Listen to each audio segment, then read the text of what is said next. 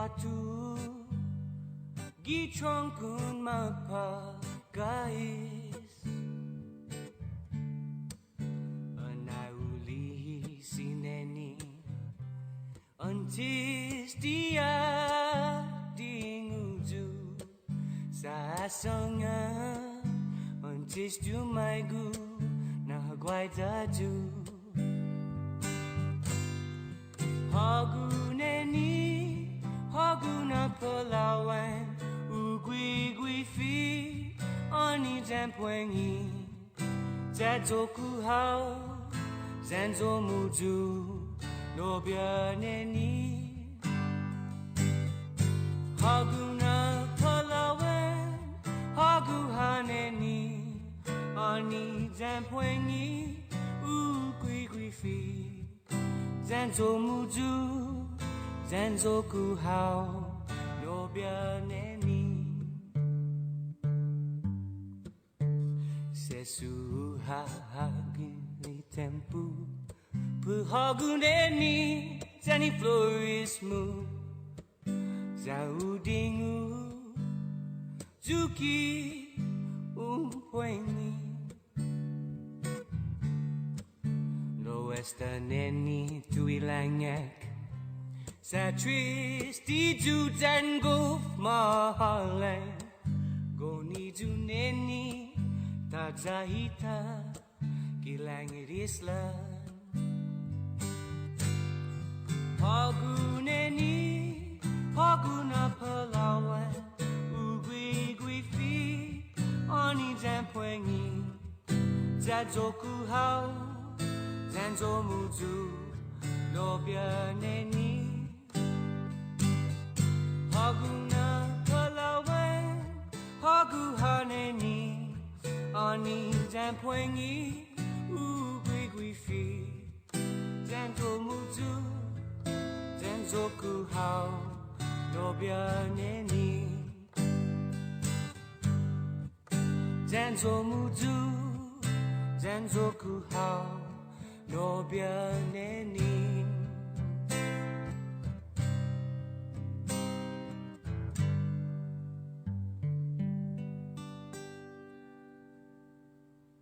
You're listening to The Link with Chris and Sabrina on Breeze 93.9.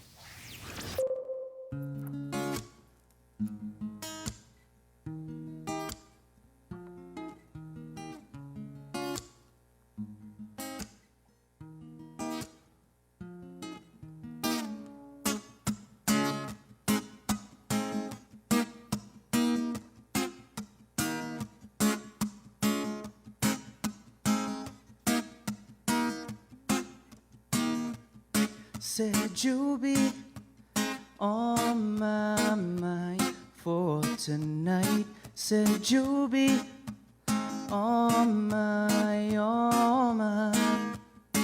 What's your name? She said it was the same as before. My mistake. Did we meet a long time ago when she said no, no? We met 5 minutes ago, go. And she said you'll be on my mind for tonight. Said you'll be on my mind. Said you'll be on my mind for tonight. Said you'll be, yeah, on my mind. What's your name? She said it was the same as before. My mistake. Did we meet a long time ago when she said no, no? We met 5 minutes ago, go. And she said you'll be on my mind for tonight. Said you'll be on my mind. Said you'll be on my mind for tonight. tonight, said you'll be, yeah, all mine, all mine. Always on my mind.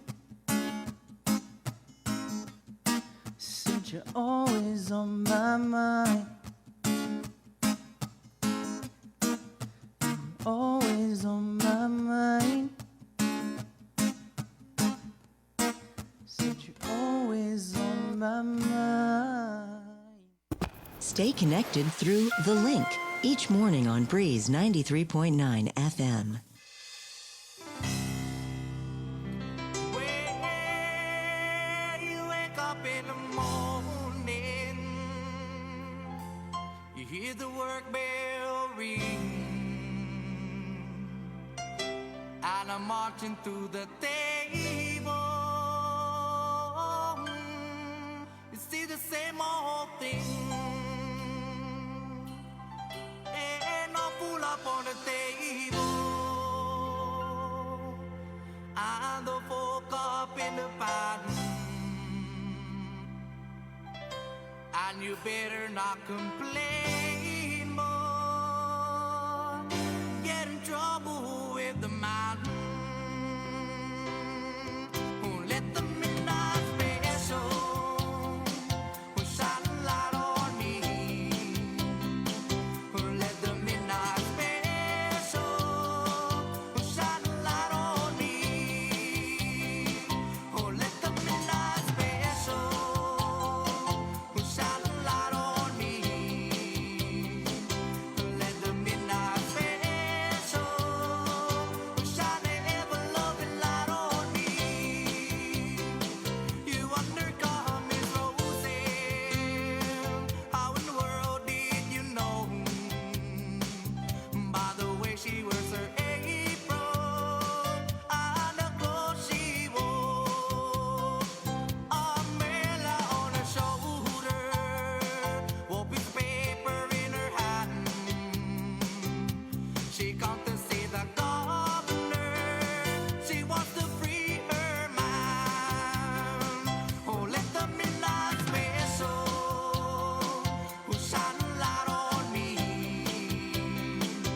Let the midnight special shine a light on me. Oh, let the midnight special shine a light on me.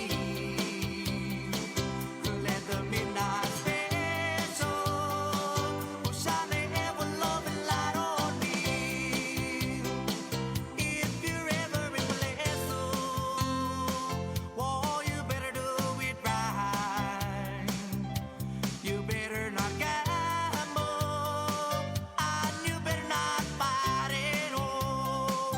Oh, the blunder, it'll grab you, and the boys bring you down. The next thing you know, boy, you're prison bound. Oh, let the midnight special shine a light on me. Oh, let the midnight special shine a light on me. Oh, let the midnight special shine a light on me. Let the midnight special shine a light on me. Oh, let the midnight special shine a light on me. Let the midnight special shine an ever-loving light on me.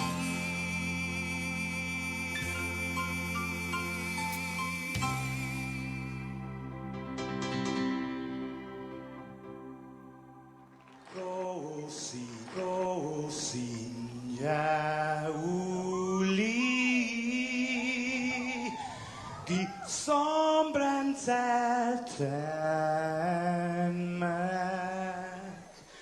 e zu ita saluda antes di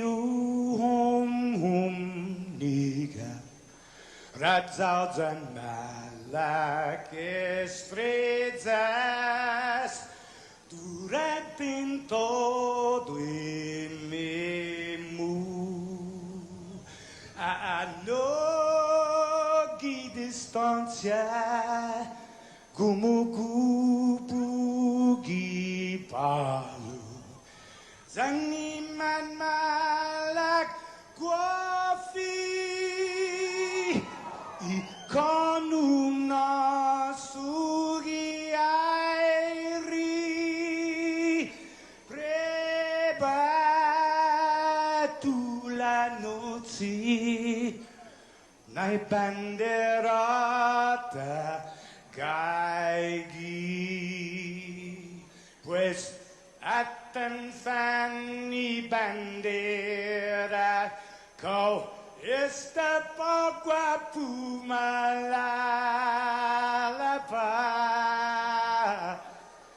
giluk tanu man libri sentami ti man ko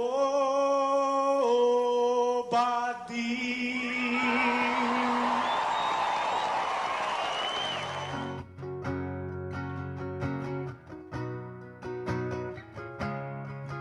Fanogi chamoru Politanota Kantai matunonya gitoru iluga Paraiona Parai gloria A big isla sen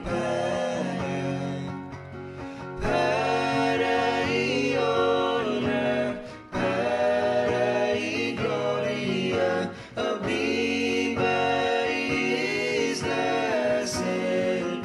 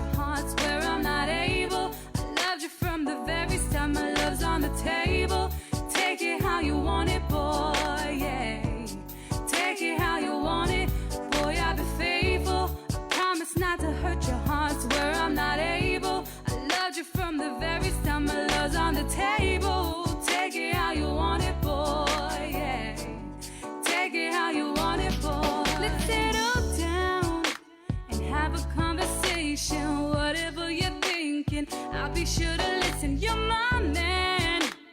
You got what I need. Calling to come running. I found what is it you're seeking. Don't worry, boy. Don't worry about a thing.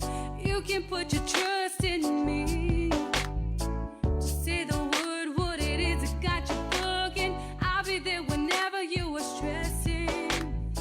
And when I do get close to you, all of your friends ain't got no clue. I just can't wait to be with you. I promise I'll make everything so easy. Boy, I'll be faithful. Promise not to hurt your heart. Swear I'm not able. I loved you from the very start. My love's on the table. Take it how you want it, boy. Yeah. Take it how you want it. Boy, I'll be faithful. I promise not to hurt your heart. Swear I'm not able. I loved you from the very start. My love's on the table. Take it how you want it, boy. Yeah. Take it how you want it, boy. Boy, I'm all yours. Do it how you wanna. Put me on your shoulders. Got me a soldier. Here's the plan. Stay forever in my heart. Always by your side. Till death do us apart. Don't worry, boy. Don't worry about a thing. You can put your trust in me. Say the word, what it is that got you bugging. I'll be there whenever you are stressing. And when I do get close to you, all of your friends ain't got no clue. I just can't wait to be with you. I promise I'll make everything so easy. Boy, I'll be faithful. Promise not to hurt your heart. Swear I'm not able. I loved you from the very start. My love's on the table.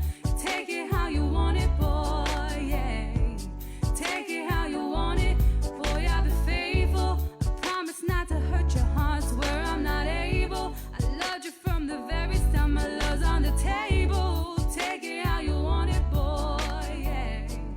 Take it how you want it, boy. Take it how you want it. How you like it. When you need it. Yeah. Take it how you want it. How you like it.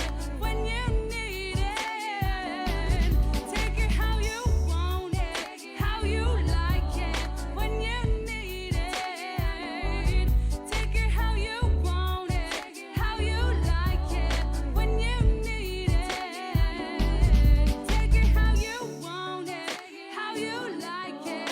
When you need it. Oh, that's Nadine Alana. How you want it. Take it how you Go. want it. 620.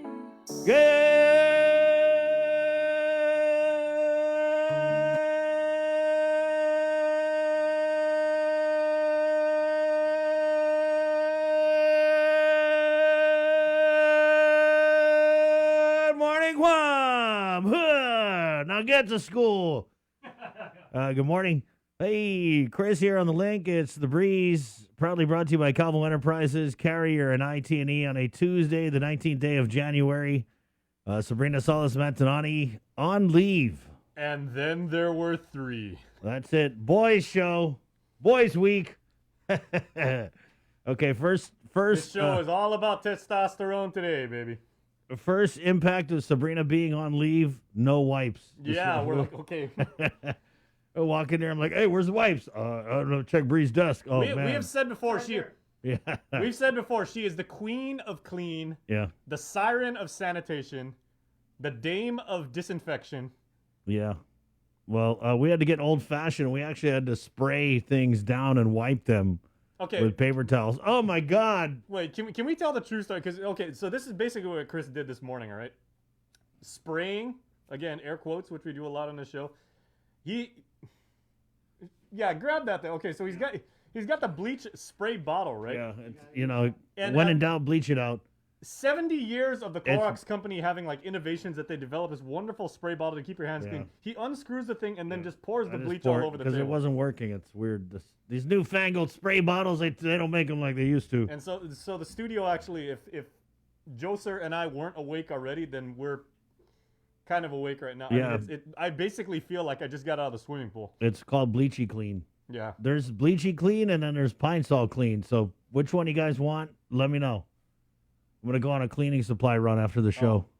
Okay, you know what I did this weekend? I was driving around, being safe and everything like that. But I actually went through the old airport terminal, Okay. and I just drove, like past there where now United has its like ticketing office and everything like that. Man, I got so many memories came rushing back. Like, remember how like it used to be at the old airport, the terminal, like they had those like bolt down seats. They were like completely plastic and everything. Yeah. They're still there. Well,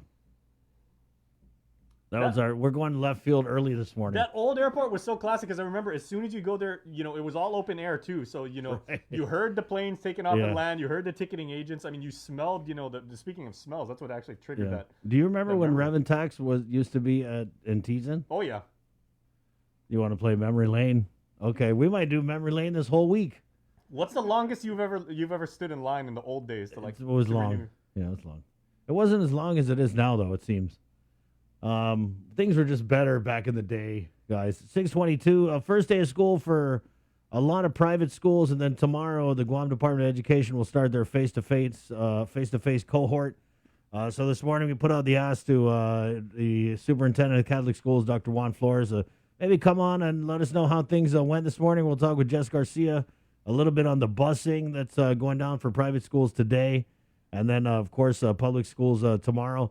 And then the Board of Education Chair, Maria Gutierrez, coming on. I was talking to her yesterday. She's kind of going around checking on some bus stops. And you guys are going to be shocked or maybe not even surprised at what she found, as we'll get some pictures on there a little bit later. She's very disappointed, obviously, that it kind of seems like in the preparations for back to school, we forgot to spruce up our bus stops where, our children are going to be waiting.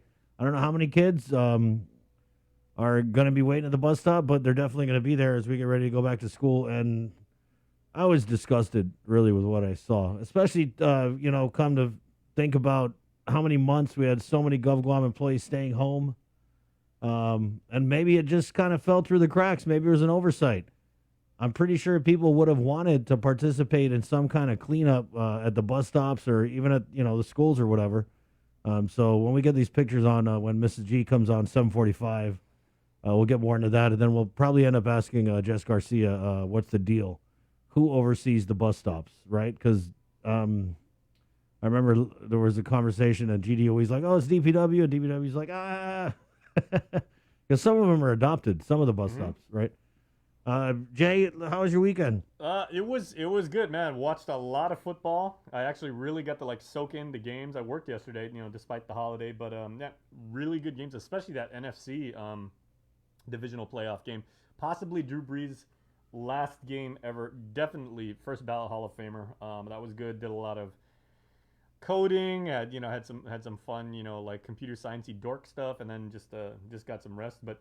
Overwhelmingly, the sentiment in our comment stream today, Chris, is people talking about back to school. You saw while we were showing, the anthems and our sign-up, a lot of people were just checking in. So, I got a challenge for you, everybody watching right now on the live stream and everything. Represent your school. Just say what mascot your school is. Even if you're not from Guam, you could be a hawk, an eagle, a shark, a gecko. Wildcats are like the most used mascot in the country. That's cool too. You could be an islander, a knight. We've got two knights here. You could be a titan. You could be a titan. You could be a dolphin. You could. There's carabao. You could be a voyager. Yeah. You know what? I actually okay. I'm gonna get crap for this, but I actually have always thought that Guam's elementary schools tend to have the cooler mascots, even maybe than some of the high schools. PC Lujan, home of the satellites. Yeah. Isn't that cool? The busy bees. Right.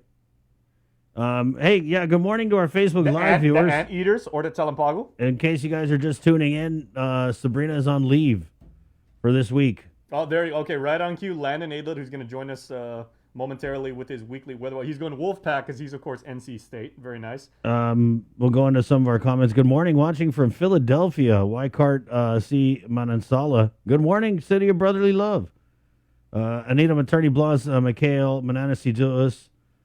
Vicky Tay, Rawape, Sato, good morning from Barragata. Have a wonderful day. Roadrunners in the house. There you go. BMS. Birthday shout out right now for, speaking of education, a longtime educator, George Freeze.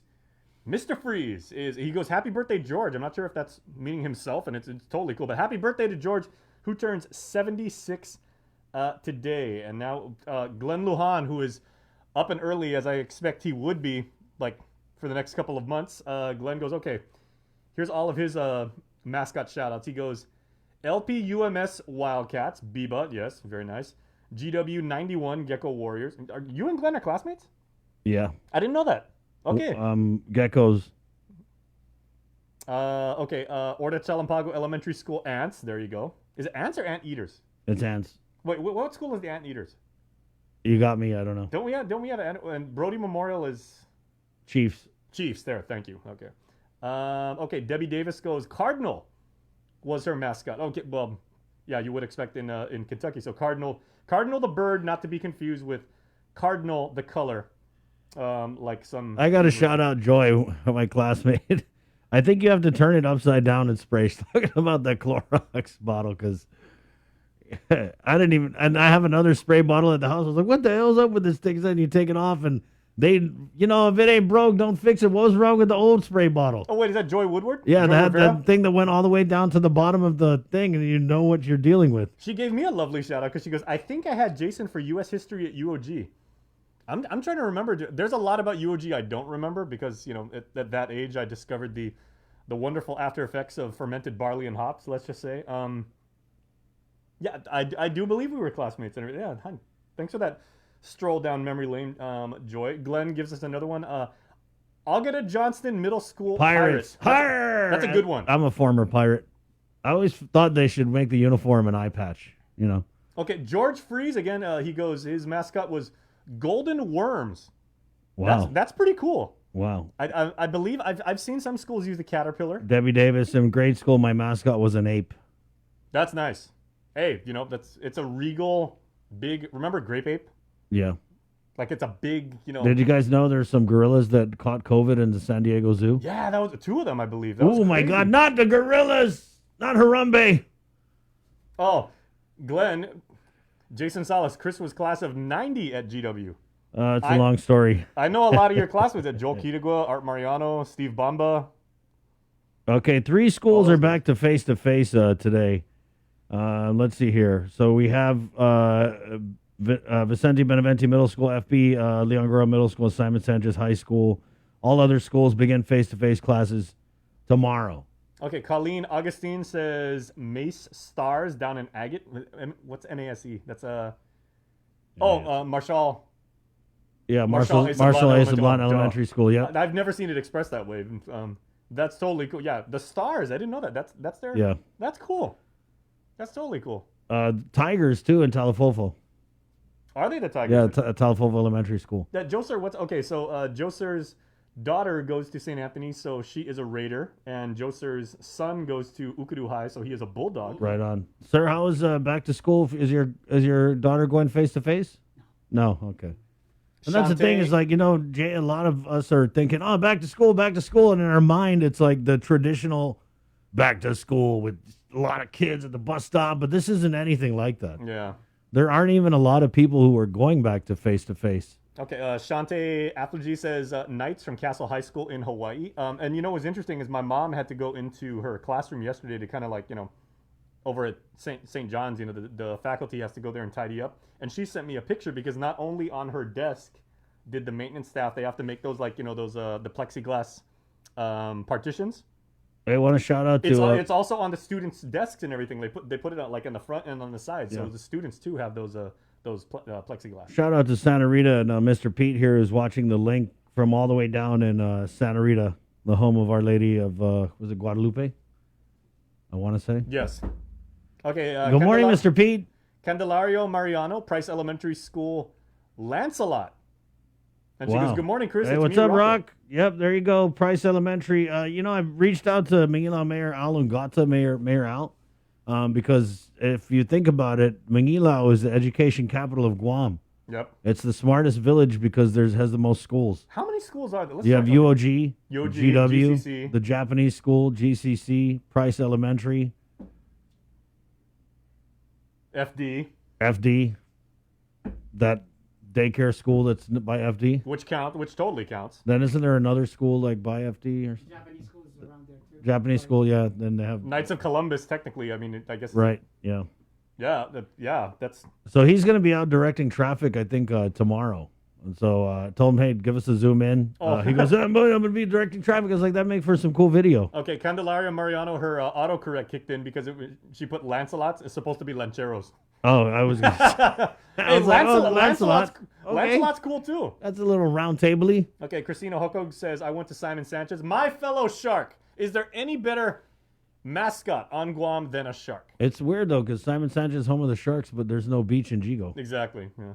And we're way up. The technically, we're way landlocked up sharks, right? We're way up on a cliff anyway. Yeah, if you guys have any issues going back to school, give us a call. We'd love to get it out. 637-0094. Again, it's 6:32 on a Tuesday, January 19th. Landon Idlet from the National Weather Service is coming up with a look at work week weather.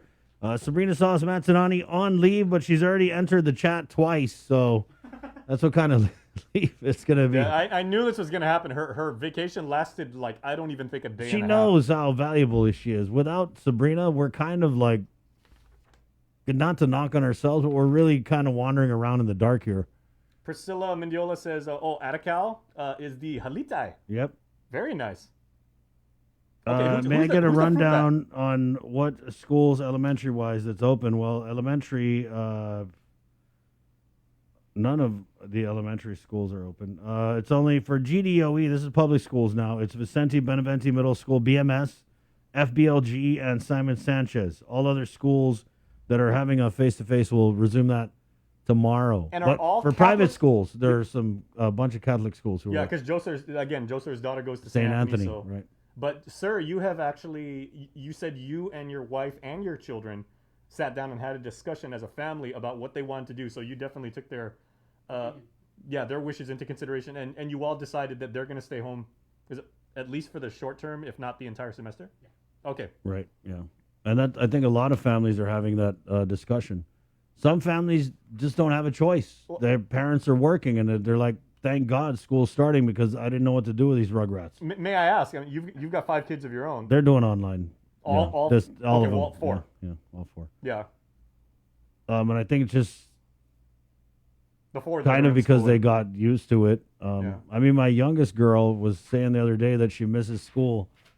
And then when I asked her why, she was like, I miss getting stickers. She's a smart girl. She's always getting a lot of stickers. Oh, cool. Yeah. So kids definitely miss school. A lot of them are excited to go back. But when you talk to a lot of parents, they're still, of course, obviously, I'm worried too, guys. People are just kind of worried about what's going to happen.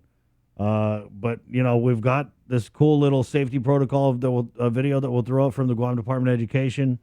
You know, these public school, private school teachers, staff at the schools, they want nothing more than to provide the safest environment for your children. So if you are opting to return to face-to-face, let's just be honest with each other. There's going to be some bumps in the road. You know what I mean? It's going to be rough. Kids are going to break the 6-foot social distancing thing. What's the number one thing you guys are hearing when you listen to people being interviewed about going back to school or just talking with people is they're saying, oh, kids, they miss the social interaction. Well, they're not really going to be able to have that social interaction. And that video that we got coming up is very, very good. And it actually addresses like a lot And of so we'll those. get to that. Let's get to the news now. Now that Sabrina's on leave for this week, Jason Solis. Yeah. And Lawrence Alcairo, real quick, jumps right on cue because I was asking what school is the fruit bat. I should have known this. It's where your youngest girl goes. DLP. DL Fanihi. Paris. They just went on a around the island scooter cruise with, and you saw a lot of the schools as they get ready to go back to work. They kind of did like a little employee activity, maybe to boost morale. And then a lot of these school staff, I mean, it's been skeleton crew, but they haven't really had the chance to kind of like hang out, obviously, because we're in a pandemic. So we're all in this together, guys. But, you know, please, if there are any issues, don't hesitate to let us know here on the link. We'll get it out. Usually I find that, you know, things kind of air out a lot better when you air them out publicly. Things happen pretty fast. 6:36. You ready to do the news, Jay? Oh, yeah. With the very latest from the KUM news team, Jason Solis. Good morning, Jason. All right. Thanks so much, Chris. And Hafide, and good morning, Guam. Guam is now, of course, in our second day of being in pandemic condition of readiness level 2. GovGuam offices that previously suspended public operations reopened this morning, yet agency directors have the discretion to authorize employees to telework if appropriate. All those who have official business with the public sector must wear a mask to enter their offices. Over the weekend, indoor dining at restaurants was able to operate at half capacity, 50%, while other dining increases to 15 people. Also, over the weekend, amusement parks, bingo halls, game rooms, all able to operate at 50% as well. Well, sadly, our community is mourning the 128th COVID-19 related fatality, which occurred at GRMC on the 17th, just after 10:30 p.m.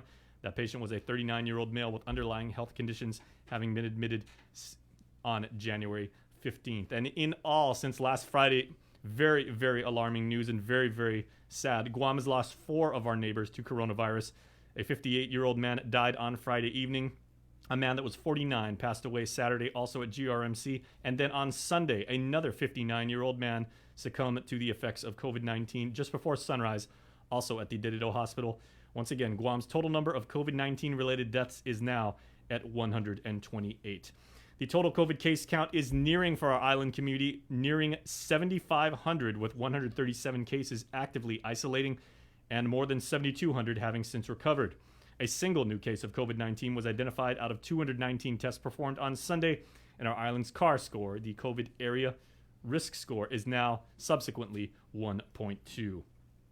As far as inoculation, the Pfizer vaccine is being distributed down in Inarajan today through Saturday for first dose seekers that are 60 or more years old.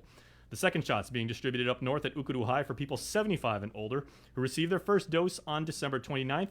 Both clinics begin at 8:30. You want to make sure to check out all of our social media channels. We're at KUM News for the full schedule of vaccination clinics this week. Now, going back to the Guam Regional Medical City, the island's only private hospital is relaxing its visitation hours this week, with inpatients able to have a single visitor for only an hour from 9 in the morning until 6 at night. This does not include, however, overnight visitors or visitors to the ER, except patients who have children or people with special needs. Check them out on Twitter at GRMC Guam for the latest with their visitation policy. And with more in local headlines, here is Tyler Metanani with your daily link update.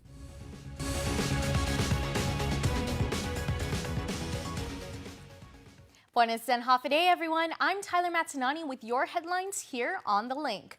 Former Department of Corrections officer Frankie Rosslyn, who has pled guilty to official misconduct as a misdemeanor, has been working under the Maintenance Division at the Port Authority of Guam. During an interview with The Link on Friday, Port General Manager Rory Respicio confirmed Rosslyn's employment as a program coordinator too. It was merit-based. That's another situation that, I struggled with. Do you hold someone's past against them to the point where you're going to constantly keep holding them down? He submitted an application, he rated, he qualified for the job, he interviewed, and the interviewing panel came back with a recommendation, and so the selection was made. Rosslyn was part of the 2017 DOC contraband scandal. He and several others were arrested that year and charged in a scheme to smuggle drugs into the Mangilao compound. His probation ends this August. The AG's office cited GovGuam policy on whether a convicted person may have GovGuam employment, saying criminal convictions are an automatic bar to government employment only in limited cases, such as felonies, sex offenses, or family violence. However, DOA policy states that prior criminal convictions, including misdemeanors, can be considered by directors when making hiring decisions. A reported kidnapping of a 9-year-old boy on Sunday turned out to be a lie. Detectives assigned to the Guam Police Department's Criminal Investigation Division were activated to investigate the reported kidnapping of the boy in the Mangilao area that occurred around 6 a.m. Sunday. The mother of the child had filed a missing person complaint that morning with Didido Precinct. Officers later located the boy, who was with his father. Through the course of the investigation, the minor admitted to fabricating his statement of being kidnapped. More Guam National Guard troops are headed to Washington to reinforce security for the January 20 presidential inauguration. 5 members from the 254th Security Forces Defender Squadron of the Air Guard departed Sunday and will join up with the 30 Guam troops already in D.C.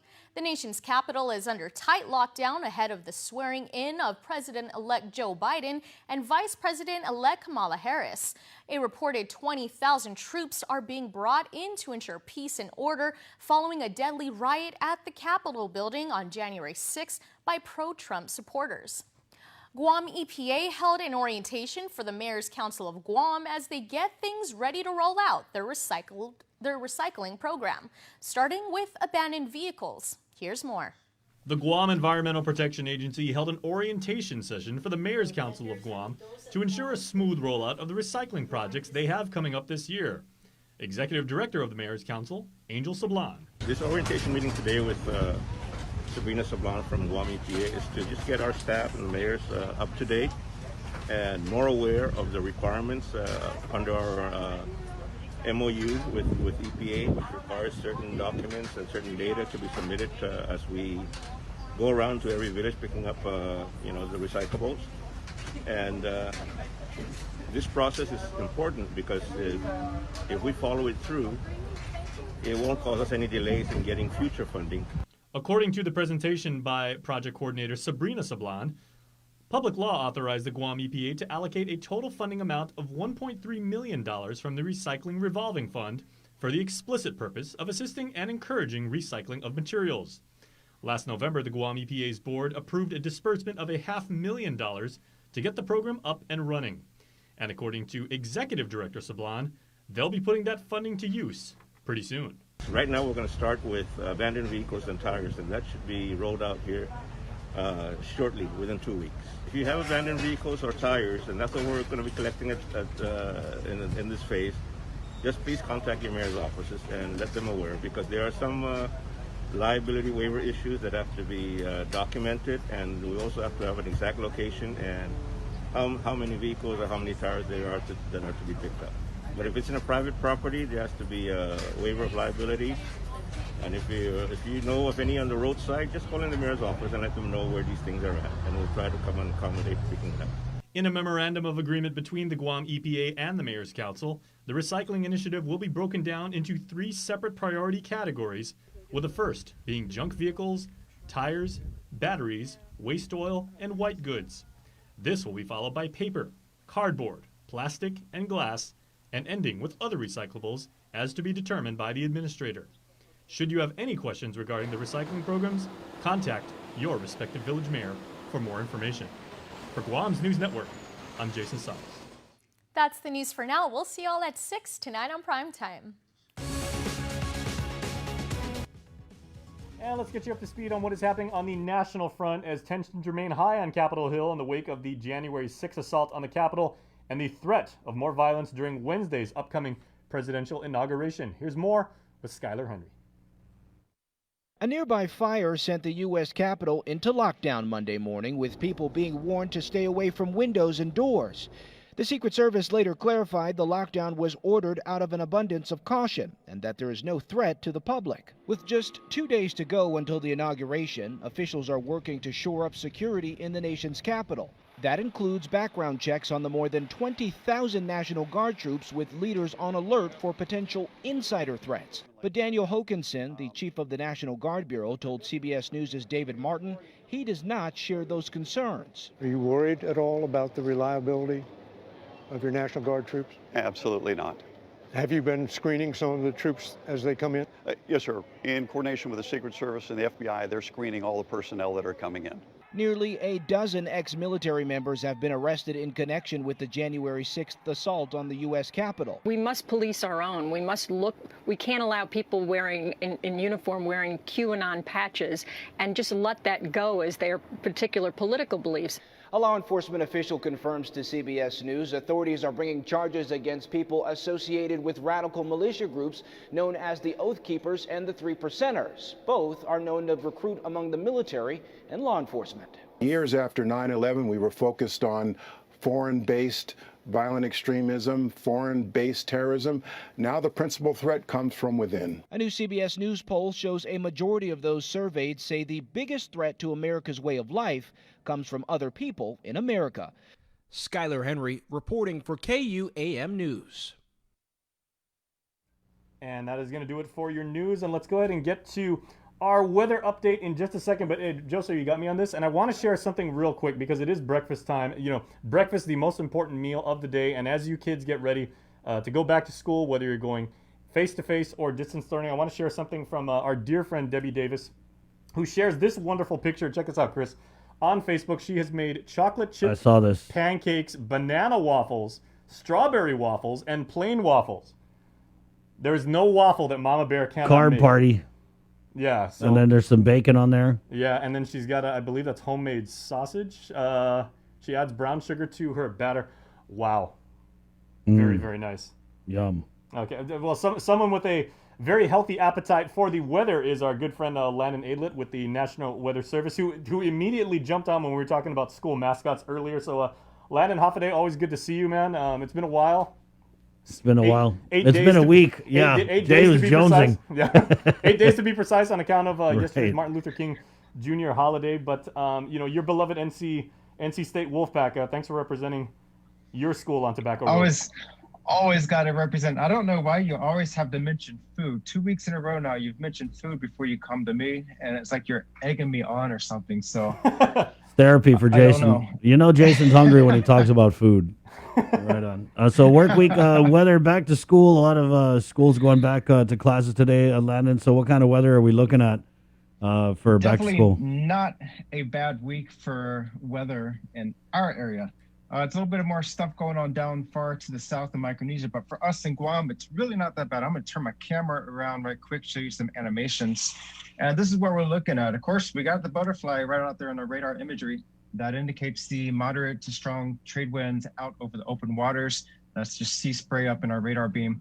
Otherwise, not much going on. Just a few quick, light passing showers, but farther to our south, there is a trade wind disturbance passing by to our south. That will keep to our south. But I'm telling you this right now, looking at some of the data, if this was all about 150 miles farther north passing over us, we would be looking at a different scenario this morning with much stronger winds and off and on showers. So it would have been a different scenario to wake up to, but that's going to keep to our south. Not that bad.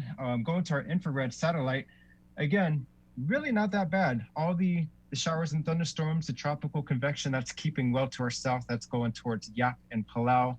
And then the ITCZ is struggling across eastern and central Micronesia. That's going to be a near permanent feature for the weeks to come, as it's been the last several weeks, bringing much rainfall to Kosrae, Pohnpei, and Chuuk states of the FSM.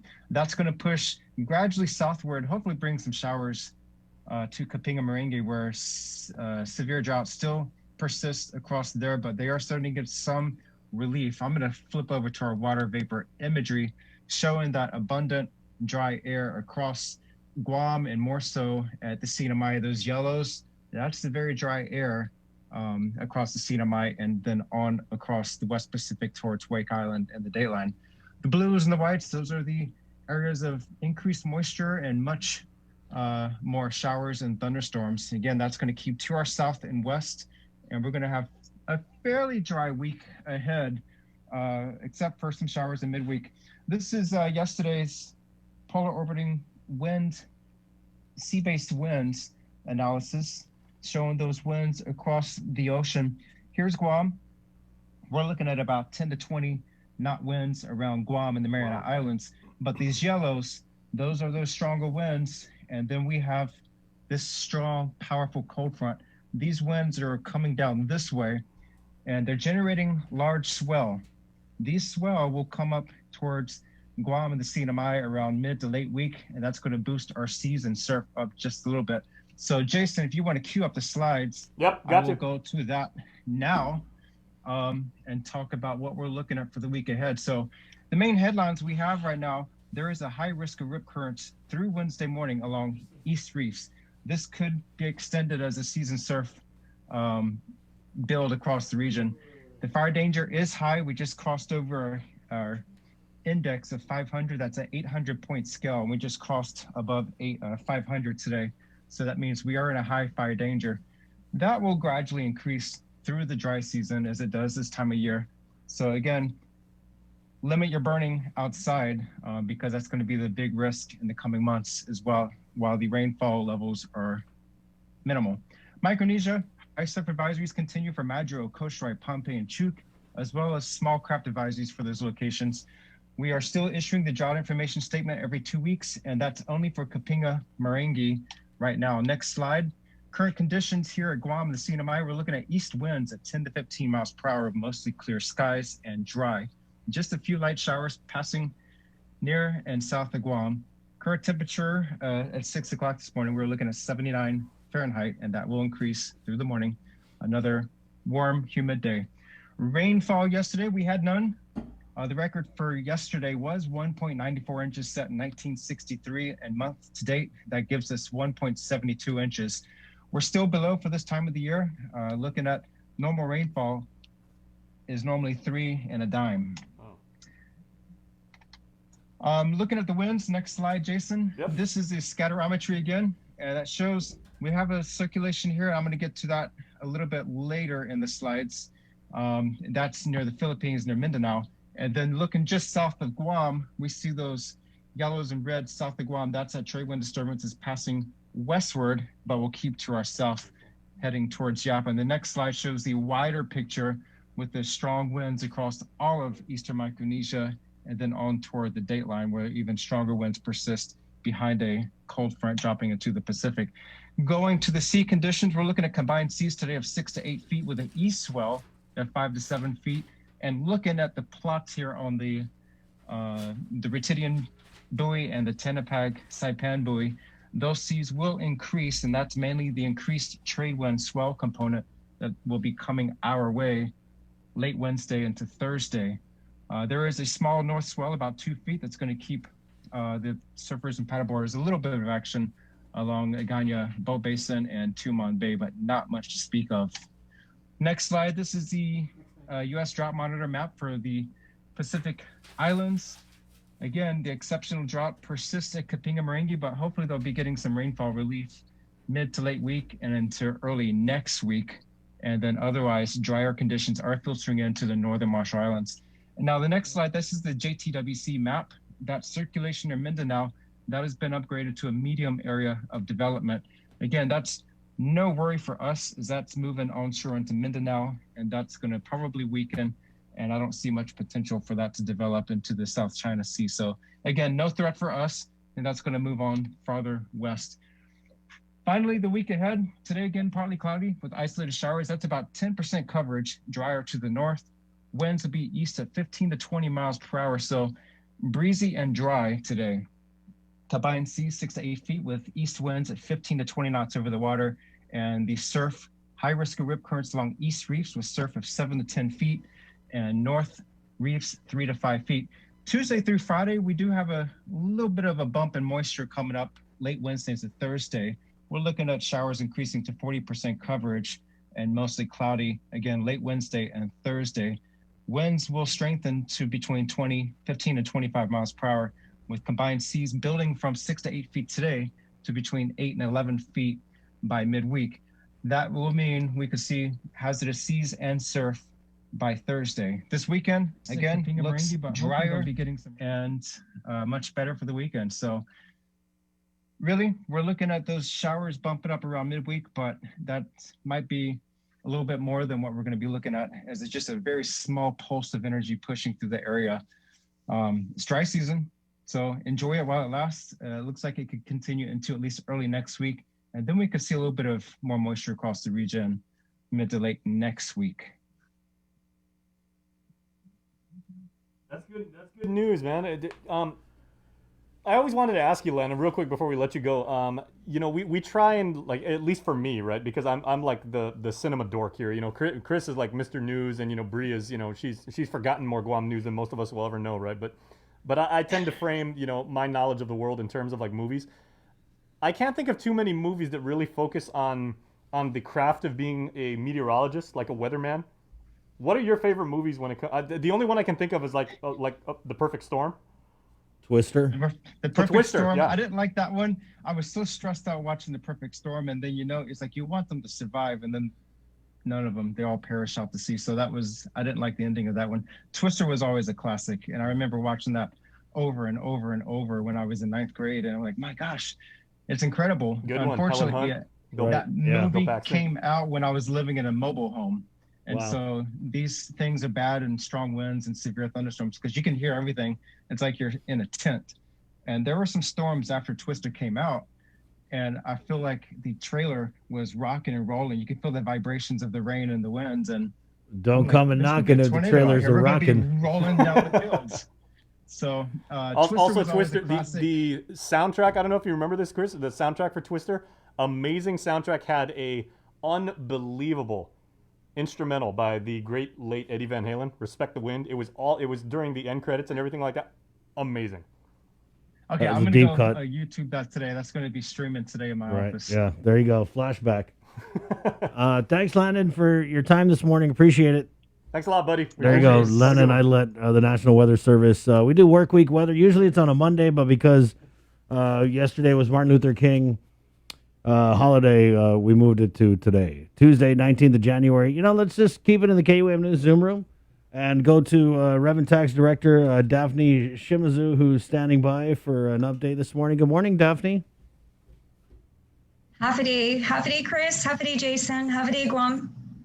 First of all, just want to wish you well and, let you know that the department was in our thoughts as news came out, I think Thursday, right, that you guys had a couple positives. Can we just start there, Daphne? What's the status? Is everyone well? Is anyone in the hospital? Maybe run through the testing effort that went underway for DRT? Sure. And actually, over the last 2 weeks, we've actually seen some activity. It's been quite eventful for us. 2 weeks ago, we did have a report of a positive case in our agency. And when that happened, that was 2 Thursdays ago. We did work with public health on that Thursday night to, of course, determine our plan of action. We were able to connect with their head contact tracing person. And we do have a contact tracer, a certified one within our agency as well. So we were able to connect our contact tracer with the head contact tracing person at the Department of Public Health. And I want to thank Public Health for all their assistance through this. So 2 Thursdays ago, that happened. On the Friday, we did announce that we did, of course, have that positive case that was identified. We had to shut down some branches on Friday. And then through the weekend, we were able to work with public health to get some branches up by the time that we opened up last week. We are actually, for that case still, my understanding is there's still some clearance that's occurring, and that we're trying to get and coordinate with public health for some of the individuals who may have been impacted for that particular case. And then, of course, we were just dealing with that and trying to, of course, gear up to open up because of PCOR 2 happening this week. And then on Wednesday, we did get I believe Thursday, Wednesday or Thursday, we got another notification of a positive. At that time, we closed down another 3 branches. And so, of course, that was very alarming for us. And as we're dealing with that, we actually ended up having another positive report on Thursday. So it has been very challenging. And because of the series of events and, of course, the number of cases, we were very concerned. We did meet with public health. We talked with them about, of course, again, our course of action, how we're going to address. And we did have to elevate it to them because it was pretty serious. And we wanted to make sure we kept our people safe. Not just the people within our agency, but also the people that come into our agency. So we did shut down Thursday afternoon, and we shut down on Friday as well. We are back up and running today. Okay. Are you able to? We are operating by appointment. Daph, are you able to? Was the determination made about whether or not these employees contracted the virus in dealing with customers at DRT, or was it something that they picked up outside of the workplace? That's something that I do not have information on. It's not clear at this time. But, again, as soon as we did find out about the cases, of course, our team works with public health. We make sure that we do our interviews. And of course, we follow the proper protocol, which is, to interview, to identify those direct contacts with the positive or the potential positives so that we can make sure that, again, we, reduce the possibility of exposure. We did have some testing over the weekend that happened at the Northern Region on Saturday of some of our employees. We were not able to complete that the testing for everyone that had wanted to get tested. So we are continuing that this morning. And so again, we're still kind of in the process of just trying to evaluate and make sure that we have a good idea of, what's going on with our agency. And we're keeping people safe. Chris and Jason, we actually had talked about within our agency and also communicated with public health a few weeks ago about doing mass regular testing.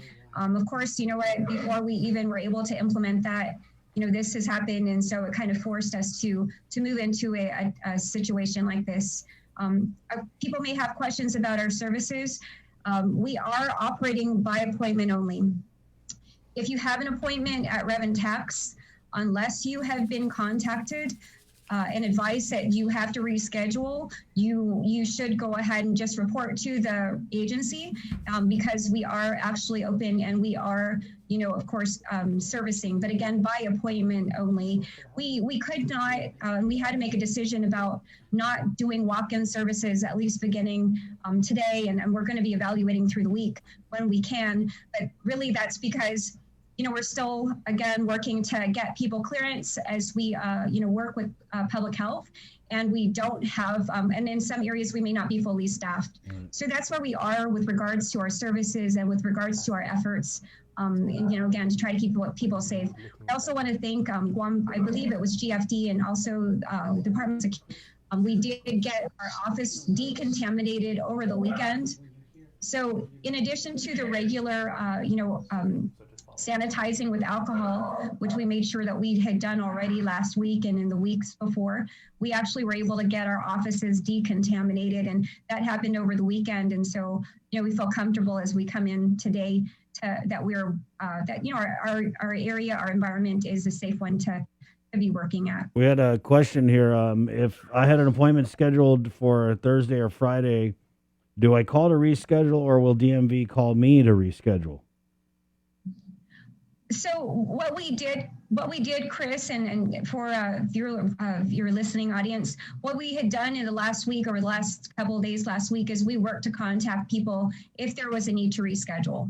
So, we did our best to contact them. If you have any questions, in our media release that we released the other day, we did actually indicate, of course, the numbers and the email addresses that you can contact us at if you have questions. But generally, unless you have been contacted, you should be able to continue to proceed to Reventax and go to, again, for your services that you have an appointment for. Okay, big question here, Daph.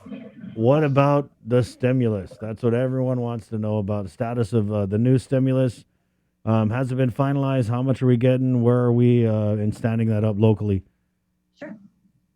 Okay, so over the weekend, I've been working, actually we've been just going back and forth with the IRS through the last several weeks, but over the weekend we did have meetings with IRS and, just to discuss and finalize our plan.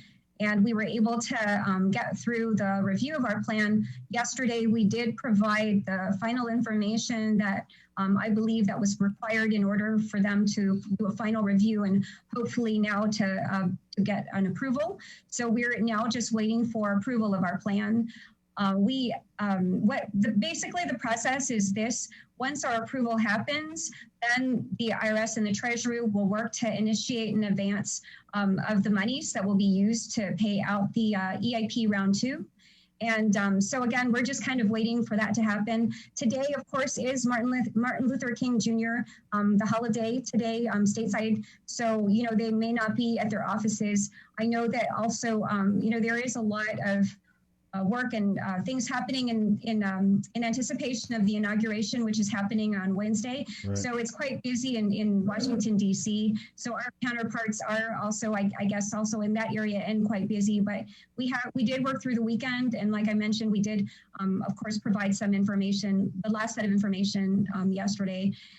We expect about $100 million. And that's something that I believe that we had advised a while ago. And so once the plan is approved, we expect for the Treasury to quickly work to initiate the transfer of those monies to our bank accounts here. And so then that way we can work to pay In terms of, a target date, I know a few weeks ago, Governor Leon Guerrero did mention, that we were foreseeing that likely in January, early February is when we would be able to begin making payment. And you know what? That's what we're targeting, of course, as soon as possible. But again, a lot of it is largely dependent upon when we're able to get the plan finalized and when we're able to get the monies transferred into our bank account. Right. And how much, Daph, because it's so confusing. There's just so many different COVID-19 recovery plans and relief and assistance out there. How much is this current round of stimulus payments going to be for individual persons? Okay, so how this will work, and I know that there is talk about there has been talk about another stimulus since about July. Right. There's been some confusion. The amounts have changed. So with regards to this particular program, which we're calling EIP Round 2, it is $600 for an individual taxpayer. That's the max you can get for an individual. For joint filers who are eligible, it's going to be $1,200.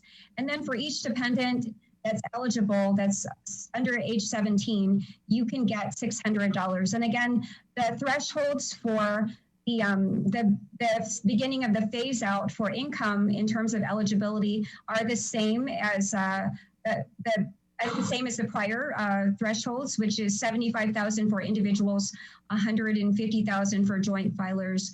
What's different though, Chris, and of course, as the IRS had gone through this first round of EIP, the things that they did want to make sure that they clarified were items with regards to, for example, deceased taxpayers.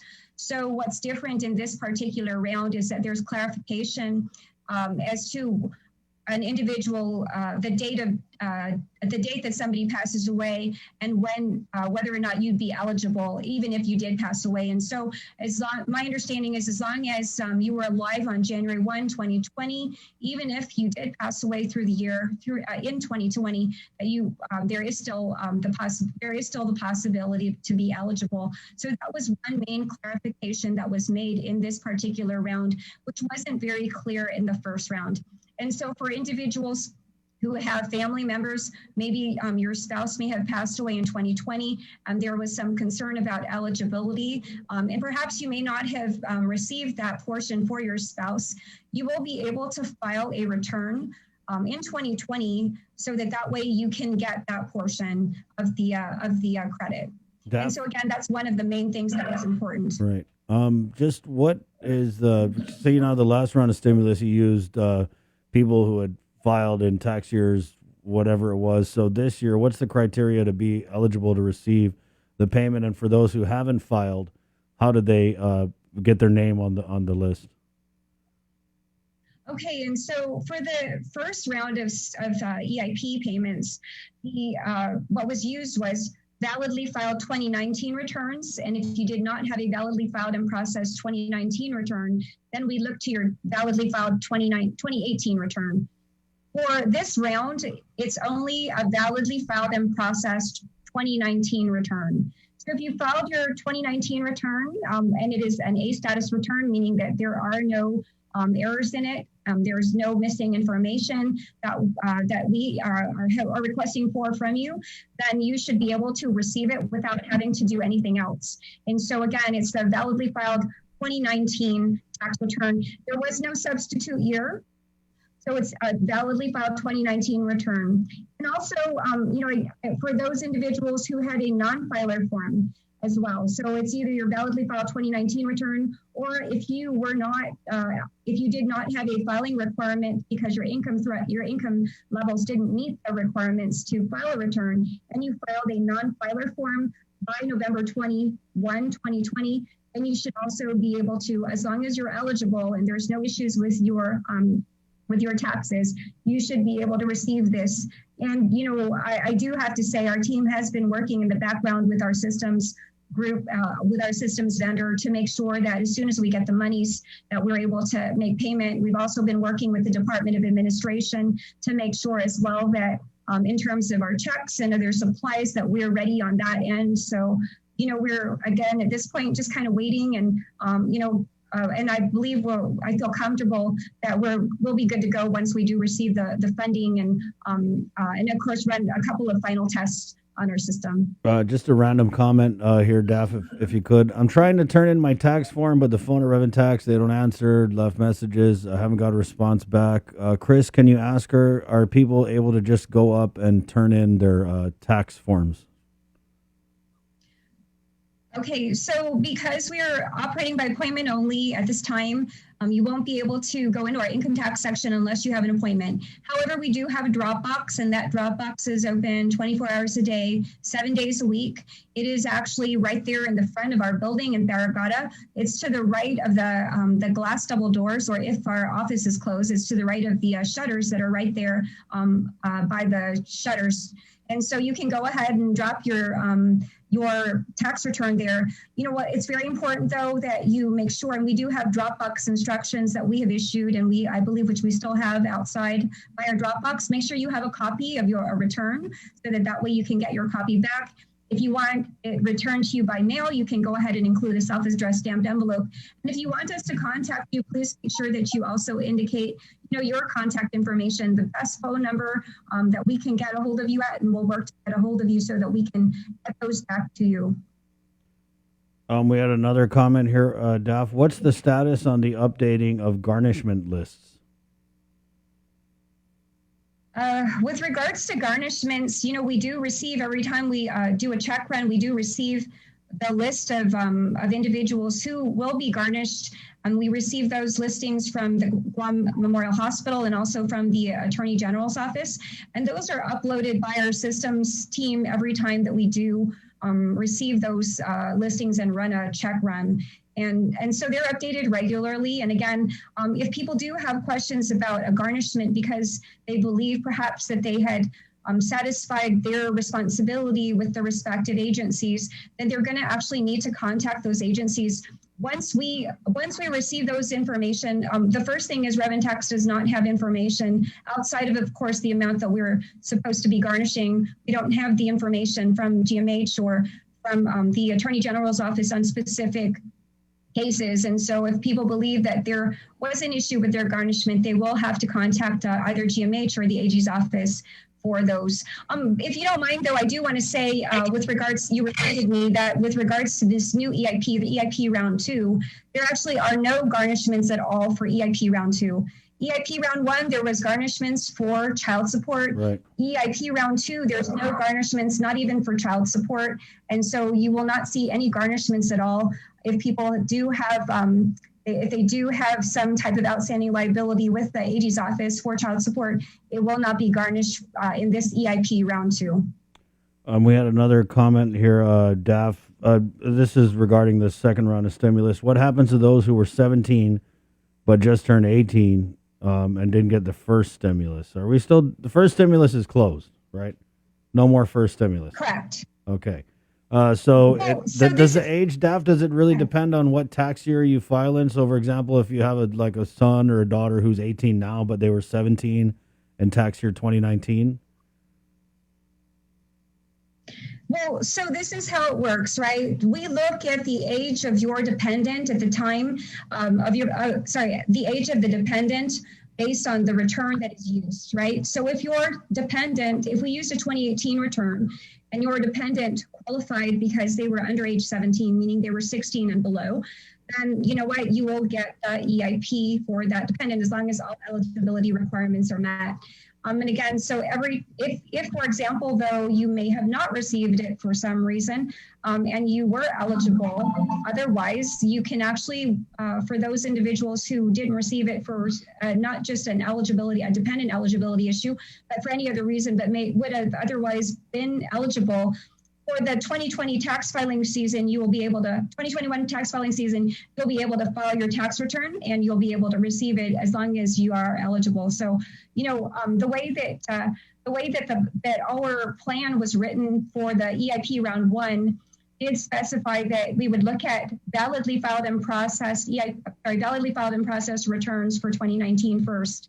That meant that if you had filed something but we were not able to process it, then, for the purposes of trying to get the payments out quickly, we would be able to look at a validly filed and processed 2018 tax return. And so that was how the EIP round 1 worked. And again, you know what, for those people, again, who may not have received the full amount, it is possible for you to receive more when you do file your 2021 tax return. And although, Chris, EIP round 1 is done, and you're not going to be able to receive any actual what is called EIP, you'll actually be able to receive what's now called the rebate recovery credit. So whatever difference that you may not have received because you were otherwise eligible, when you file your 2020 tax return this year, you may actually be able to receive it. Okay. Sorry, Daph. There's just comments keep coming in here. Let's see. This is a DMV question. Need some guidance. Our vehicle is expired for new tag this year and for late December. Has been safety inspected, but no answer at DMV. What is the status on the vehicle registration, Daph? Are we still getting a pass on that, or is it back to normal? Well, so with regards to vehicle registrations, and thank you for asking that, we're going to be doing a few things. One, we are going to be issuing our COVID series, our volume 10 of our COVID services series. In volume 10, and what our vehicle registration supervisors have talked with me about was clarifying a few things with regards to vehicle registration. As you know, with driver's licenses, we issued an automatic extension, an automatic extension letter, so it's very clear that not only are penalties and late fees waived for late driver's license renewals or Guam ID renewals within this certain period, that also, you know, the validity of those licenses, they are still valid until a certain period. So we're going to be working on doing that as well with the vehicle registrations. I think that, you know, when we issued our guidance, perhaps it was not clear that the intention is dual, not just to, you know, give people the opportunity to have a little bit more time to get their vehicle registrations done, but also to make sure that it was clear that you know, the intention has been and is and continues to be to let people know that even if you have not been able to renew your vehicle registration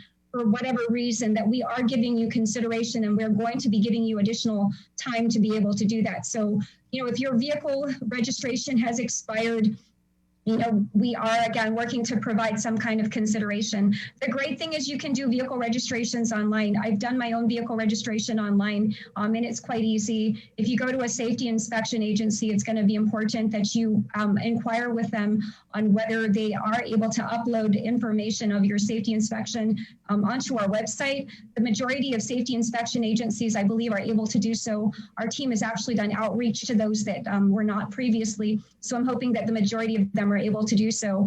There's 2 pieces of information you're going to need when you're going to get online. One of them is going to be your insurance information. That's going to have to be uploaded, and also your safety inspection information has to be uploaded. Once those are in the system, you could be able to log in, and you can actually go ahead and enter your vehicle identification number, the VIN number, or you can enter your license plate number, and you should be able to find it, and then you should just be able to renew it. And it's pretty easy. I've also done it myself, and I can vouch for that system. But if you're not able to do that for some reason, you can make an appointment so you can come in. And again, you know, we are trying to make it so that you know, we recognize the challenges that people face in trying to get these things done. But we are giving consideration for that, Chris. Daphne, just asking for a friend because I just noticed his plates expired in December. What did you say about Volume 10 coming out and an additional grace period? For a friend. For a friend. Strictly for a friend. Yeah. Is the friend from EPAN or? Yeah, they might be around that. Yeah, you know. Well, so for that friend, you know, don't be disheartened. Actually, you know, we were actually slated to issue or release our Volume 10 in this coming week in anticipation of change in our operations. But because of this situation that we have with the positive cases and with our contact tracing and with trying to make this assessment, we did not release that. We're preparing to release it. And as soon as we have a change in our operations, we're going to be releasing that. And so, you know, if you could just let your friend know that, that would be very helpful. Okay, I'll let him know. Yeah, let them know. I think I'll let them know. I think his friend's name is Fliss Garnett. We had another comment here, Daph. Can we come in to make our net bay. Yeah. Can we come in to make our real property tax payment, or do we make an appointment to do this? Okay, so for real property tax payments, you can actually make them at the Treasurer of Guam at the ITC building. And so if you have your real property tax statements, we did release those back in December. You can take those over to the Treasurer of Guam if you want to make that payment in person. But actually, you can pay those online, Chris. You can get online as long as you have your real property tax statement and your parcel identification number. You can get onto myguamtax.com and you can pay those. So you don't actually have to even leave the comfort of your own home in order to make payment for real property taxes. I just got a call here. Those receiving Social Security, do they have to fill out the non-filer form for the stimulus? So with regards to filing of a non-filer form, we had actually closed that portal up. So and have stopped receiving those. So regarding the individuals who receive Social Security, veterans benefits, and the veterans benefits, as well as also, I believe it's railroad benefits. We did work with the IRS in the last year, and we actually had made payment for the remainder of the people who had not filed a non-filer or a tax form. So if there was anybody that we had not already paid out, in the list that we did receive from the IRS, we worked to pay those out.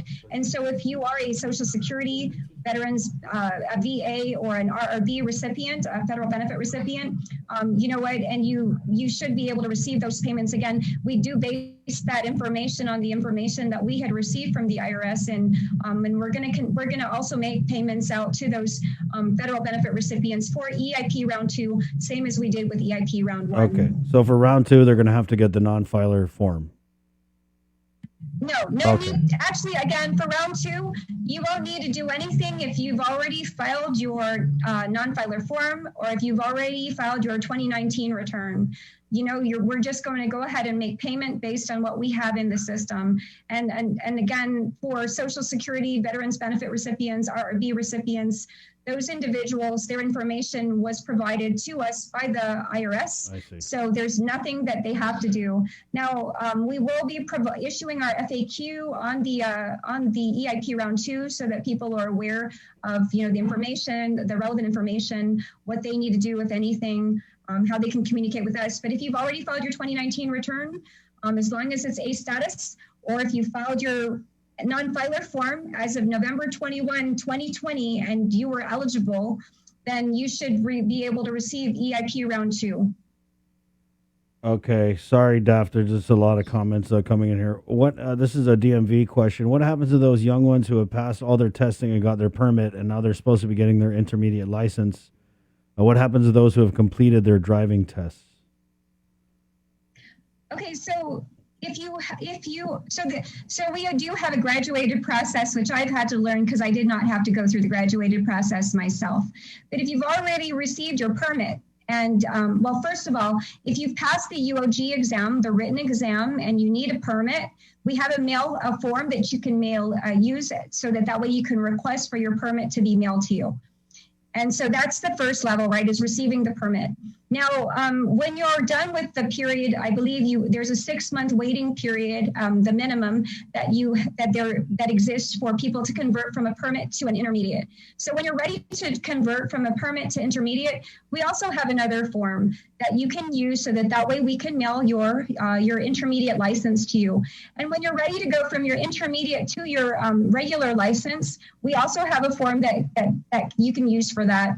And so if you're not able to get in, because of course our appointments are scheduled, into late this year already, we do have forms for that. It does require notarization, of course, and passport pictures. But the great thing about that is once you're able to get that information to us, we actually mail it to you. So outside of either mailing the form to us or dropping it in our Dropbox, you really will, not have to actually sit in our office. You can drop it in our Dropbox, mail it to us, and we can mail those things back to you, whether it's a permit or a driver's license, an intermediate, or a regular driver's license. One more question here, Daph. What about vehicle transfers? And then also there was a question about how can people make an appointment for tax preparation assistance? Okay, so for vehicle transfers, that requires an appointment. And so you will have to contact our vehicle registration branch for that, you can email us. I don't have the email address on me right now, but you can email our vehicle registration branch. You can call us and we should be able to assist you with getting an appointment for that. The reason why you have to come in, of course, is because there is some information that we have to get. And of course, when there is a transfer of a vehicle, there is some level of we have to do certain validations, I guess, in terms of identity, things like that, when you're doing a vehicle transfer. So that requires an appointment, at least at this time. So that's the one. Now, I'm sorry, Chris, the other question was, I missed that. The other question was tax preparation assistance appointments.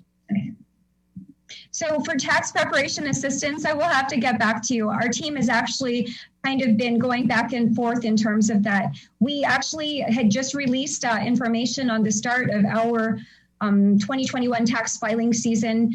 Usually it starts at the end of January. In line with what's happening with nationwide with the IRS, we are also, which moved the IRS did move the deadline to Feb 12, or sorry, the start date to Feb 12. We're also starting in Feb 12. We'll have more information on tax preparation and other things as we get closer. We are right now, of course, gearing up to do EIP round 2. We're also doing test runs of our online Form 1040s, trying to make sure that we can get as many people to file online as possible. In this last week, I'm happy to announce we did our first direct deposits of refunds ever. We had not ever done direct deposits of refunds. So those are the things that we've been working on, and we're going to continue to try to, again, encourage people to try to avail of is direct deposits of refunds and also of our online filing process. Last couple of questions, Daph, because you've been on. This is probably about 28 different stories that we have from this one interview. But where are we? Okay. Where are we in terms of which refunds are we paying out up to what date, and then also what's the status on all the different assistance programs that are being paid out of Rev and Tax? Sure. So regarding the paid out date, we did do a media release last week, Friday, about our refunds. We had processed through and paid out through July 22, 2020 filing dates for A status returns as of July 22nd, 2020. A lot of the questions are, of course, with regards to the permanent injunction and whether that, 6-month deadline is being met. And so, we've actually paid out again through July 22, 2020, which brings us into this week. And so each week we'll be processing, again, to make sure that we keep in line with the permanent injunction. So as long as your tax return was A status, you should have, and you filed on or before July 22, you should have received your refund already, or you should be receiving it in this week. That's the status of the refund. For Azudium and Gutha, we actually did work to make sure that we made as many payments as possible by December 31. I did inquire with my team on whether there were more payments. My understanding, of course, because we did try to get everything out before we flip the year. I believe that there are still there are still a few Azudium and Gutha returns or applications that are being addressed right now, and which we're trying to work to make payment on.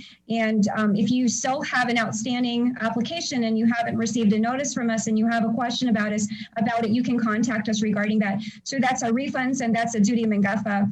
EIP round 1, as I mentioned, the last payments for that went out by law by December 31, 2020. There's no more EIP round 1 payments. Now, EIP round 2 is forthcoming. We're expecting to make those payments very, very soon. For those people with regards to EIP round 1, if you did not receive it, if you had an issue and you believe you were eligible, because we're no longer doing EIP round 1, you're going to have to file your 2020 tax return this year in order to be able to get the EIP. And when it comes to the 2020 tax return, we no longer call it EIP, we call it RRC, which is Rebate Recovery Credit. So there's a lot of different little acronyms that and it makes it a little bit confusing. But again, if you're eligible, you did not receive it for some reason, maybe you didn't file your return on time. Maybe, maybe you had a new child in 2020 and were not able to get the $500 benefit for that child for EIP round 1. And if that's the case, that then you will be able to get that as long as you're eligible when you file your 2020 tax return, and you can begin filing your 2020 tax return on February 12th, which is a Friday. Jason, did you have any questions? No, you're good. Yeah, no, there was a lot, but Daff, I do know we like there are a lot of comments and everything like that. So we're gonna go back and we're gonna try and like retroactively apply a lot of what you were telling us, so the people that were asking comments and everything can get the information thereafter. But thanks a lot, Daff. Right. Well, we tried to. I was waiting for you to ask me. That's my favorite movie that has to do with accounting. Oh, okay, yeah. The Accountant. Tell you what, hang on one sec. Let me bring. Did you see The Accountant, Daphne? That's right. That was my favorite. Probably like the best movie that, like the most action-packed, fun movie to watch about accountants was The Accountant. Right. And so I was waiting for you to ask me that. I'm you trying know to think what? of My how many husband movies there calls are me with a like bean counter. bookkeepers. I mean, there's a ton of movies about people that work in finance. You got to watch The Accountant. Did you watch that? That with Ben Affleck, I did not really, see that. But. It was really action-packed, and I love that movie. Well, if that's your favorite accounting movie, I feel like we got to watch our back around you, Daphne. Go see the movie if you don't know what we're talking about. Daphne, well, we tried. But thanks again. Of course.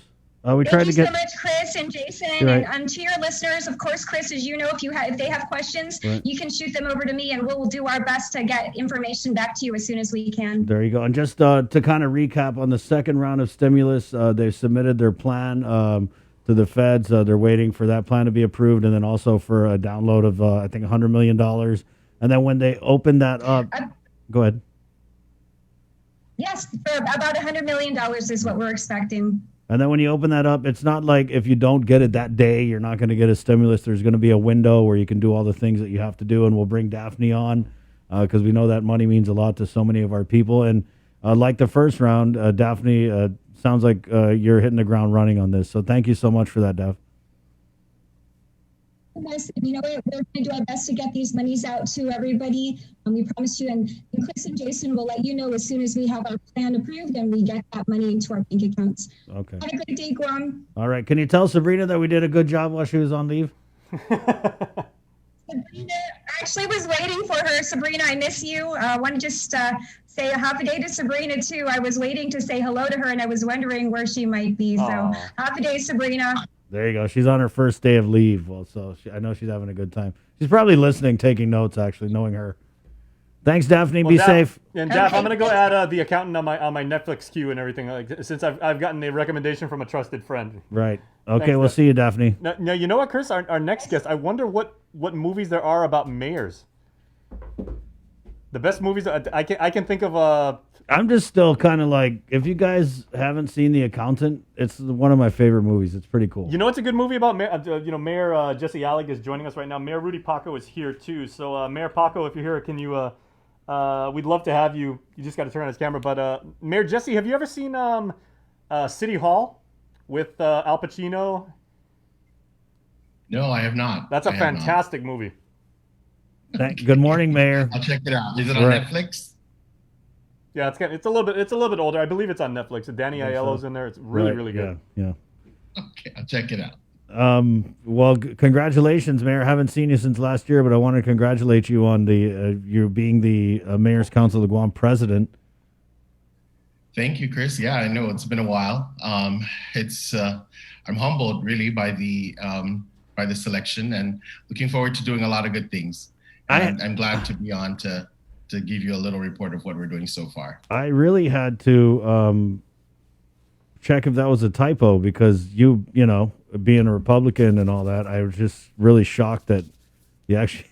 I mean, I'm happy because we're cool, but what was that like just behind the scenes? How did you make the move? Who nominated you? Where'd you get the votes? And if you could, Mayor. Well, you know, I don't know if it was. I don't think it was about party. Right. It really was about trying to build the council, build a stronger council, build a more cohesive council, and that's kind of what I campaigned on to certain mayors, and we did it. You know, so like I said, it really wasn't about politics or it wasn't about party. Right. Everything's about politics, but it wasn't about party. And in the end, it's about the people, right? And we all say that, and I think that's the goal now is really just about the people and getting things done. So, like I said, I'm glad to be here to report some of that. At Right. least 2 big items that we're working on right now. Okay, and the two big ones I know that you wanted to talk about abandoned vehicles and stray dogs. Are those the two big ones? Oh yeah, those are the 2 big ones. I do want to, we've had the stray animal roundup committee for I don't know how many years. I mean, I've been involved with the council for, gosh, since the 90s, Right. and I've heard about it since then. And we've really never had, it hasn't been consistent in as far as its duties and its responsibilities and its outcomes. And so I can't say that they've never done anything because they've done roundups around the island. But that's kind of a temporary fix, and that's kind of what we're doing right now. And so I'm really happy that Mayor Paco accepted to lead this committee. It is a daunting task, and it's not what everybody wants to do, but it's what everybody hears.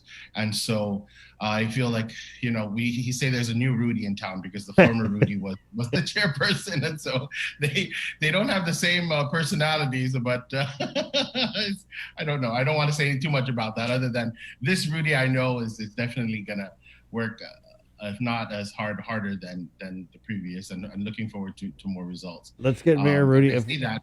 If we could, Mayor Jesse, that? I want to get Mayor Rudy on here. I don't know if he knew what he was getting into. Well, yeah, let's ask Mayor Rudy. Yeah, did you hear the question right, Mayor, when they were like, who wants to head up the stray dog thing? Unmute.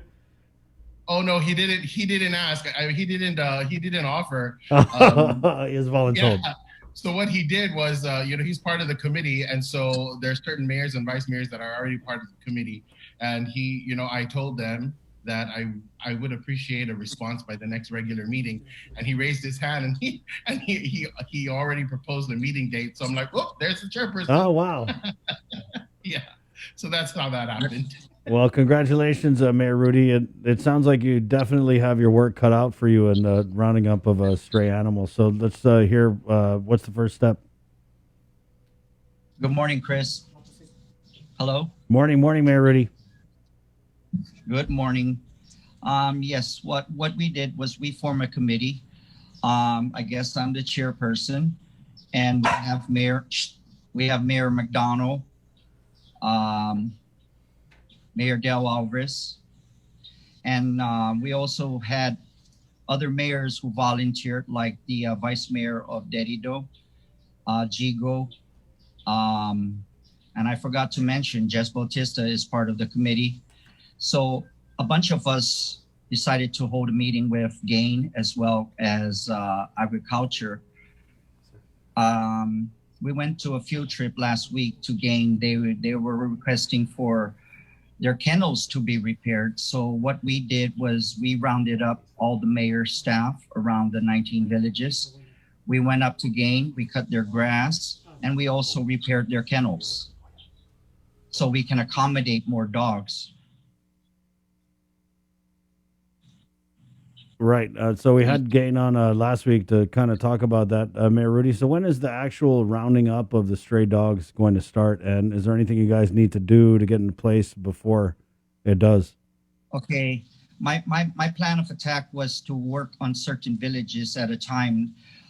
If each mayor would drop a trap to a certain village, we were supposed to actually start with Santa Rita. But we were assuming that when we repair the kennels, we can start the roundup. But according to GAIN, they need to sterilize the kennels. So we have to put that on hold right now. But I am going to request another meeting with the agriculture as well as GAIN, because we have some malfunction communications. And I want to straighten everything out before we start doing our roundup. Chris, I cannot guarantee that this is going to be 100%, but the main thing is that we are going to try our very best. Right. Well, we're at 0% now, so even if we don't get 100%, anything would be an improvement. Mayor Jesse, Mayor Rudy.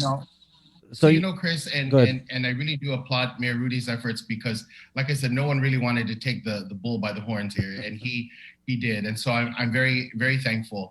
And it does get frustrating I know that he's running into some little kinks now, but what I do want to share with everyone is that everyone talks about the problem, everyone talks about having no money, but what I have to say is that at least a few of us mayors put our own resources together to get the job done up at Gain, and so we're very pleased about that progress, at least getting the kennels taken care of and secured for the animals that we catch.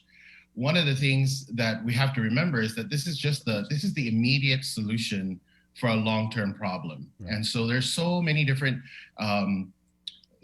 ideas as to how we can resolve the problem. But the good thing about what Mayor Paco and some of the other mayors and vice mayors are doing is that they're handling the immediate problem, which is the stray dogs, right? Everyone has a different point of view on how to catch the dogs and how to trap them. But whatever way is going to work, we're going to try it, and that's what I'm happy about now. The longer term solution, I think majority, not all, I think majority of the people in the field agree that spay and neutering is probably going to work out the best. But of course, that requires funding and that requires time. Right. And so that's definitely on our plate. But as an immediate solution, Mayor Rudy's committee is definitely the way to go. You keep mentioning kinks and problems with getting this up and running. What are some of those roadblocks that you're coming across here at the beginning of this effort? Okay, Chris. Go ahead. Here, I got it. Okay, Chris, when we were able to repair the 8 kennels, I was assuming that we can get the ball rolling and start this program by eradicating all these stray animals in Santa Rita. But the kink that we ran across was that they need to sterilize the kennels. I was looking forward in starting today, which is Tuesday. I was looking forward to bring traps down to Santa Rita and start the program as soon as possible, because I don't care if all we catch is 10 dogs, 11 dogs, or whatever we catch in Santa Rita, but at least that's 10 dogs off the street. It's the kinks that we're running across right now is all about the communication. So I'm going to schedule a meeting with the agriculture as well as Gain sometimes this week so we can get the ball rolling. When you come across these kinks, is that why we've, like Mayor Alex said, we've had this committee and different versions of it since the 90s and nothing's ever gotten done? How challenging is it going to be to get past all these communication problems to actually getting to the problem that we're trying to solve? Well, agriculture and Gain, as well as the mayors, we just have to listen to, the same tune of music, because right now there are kinks, like what I said earlier about, I didn't know that we have to sanitize the kennels. That's one. But if we all work as a group, I'm pretty sure that we can resolve these issues. And give me some time this week to schedule another meeting with agriculture as well as Gain, so that we can fix some of the kinks or whatever speed bumps or.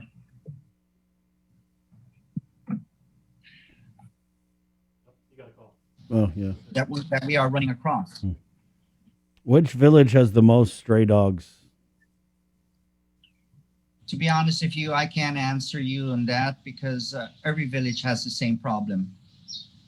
But then it all depends as well as the residents with this leash law. They should either tie their dogs up and make sure they have a decent shelter with water at all times. Mayor Alec? That's definitely one of the things that we want to push with this committee and in our efforts to round up the stray animals, is really for residents to just abide by the law.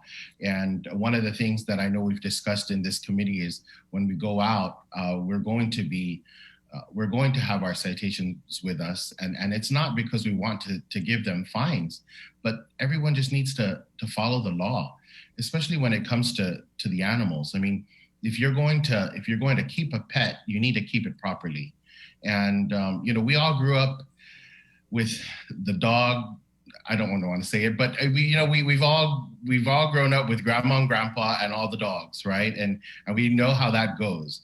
And it's not always, that's not always the best way to go. And it's not always the best way to keep a pet.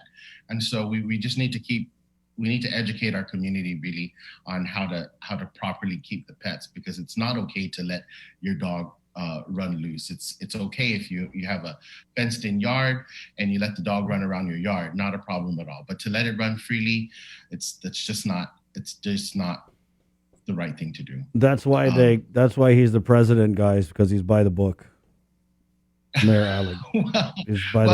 Again, it's just about the people. I mean, honestly, it really is. I mean, when you think when people refer to the first citation that I gave a year ago, you know what? That entire street was happy because that entire street was finally able to walk on that street and walk to the bus stop and not fear for their child's life and so on and so forth, right? And so it's not just about giving fines and issuing citations. It's really about keeping everybody safe and the pets safe, for heaven's sake. One of the things, though, Chris, you asked about the kinks is in the past, there were so many different people talking different languages, from the mayors to GAIN to agriculture. And really this entire ordeal, this entire task responsibility is really animal control's responsibility. It's really the Department of Agriculture. But we're not putting the blame on anyone. We're trying to work together. And so I think that's the difference now, is that we're trying to get all three of us to get together, work together, and contribute together, because one person can't fund it all. The mayors can't fund it, agriculture can't fund it, GAIN can't do it. But I think we're moving in the right direction, definitely, with this committee. How prepared are you guys when you go out there? You know that there's going to be those people that you try and round up the dog. Hey, no, that's mine. I feed that dog. Well, that's Fluffy. No, that's Sparkles. Yeah. No, that's Fido. No.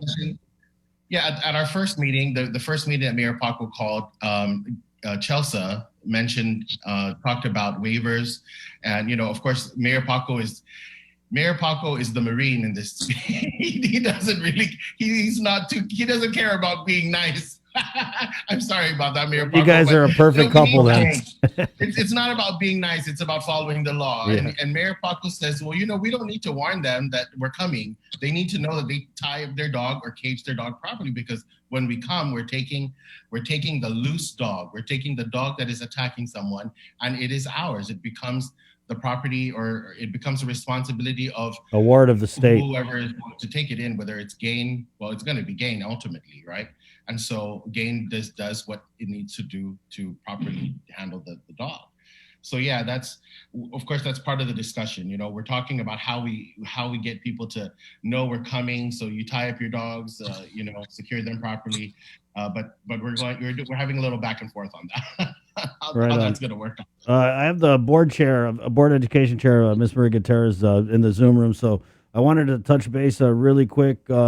What don't we know about abandoned vehicle cleanup, and what do people need to know about getting, white goods or whatever else, tires and all that stuff? So we're just, because we have a larger sum of money this year, and we're hoping to have that money throughout the year, we're going to start with collecting the abandoned vehicles and tires first.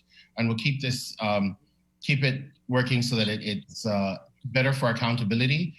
We want to be accountable for the money that we spend. We want to be accountable for the items that we pick up and dispose. So we're going to, as soon as the POs are ready, which we're hoping by the end of the month, if not sooner, each mayor will be charged with collecting in their own manner all the abandoned vehicles and the tires in their villages first.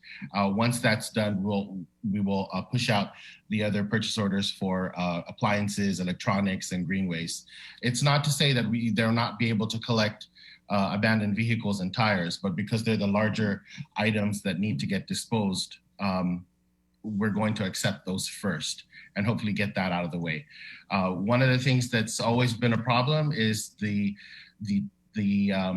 time that we receive the money. So the money is always there. People pay into it.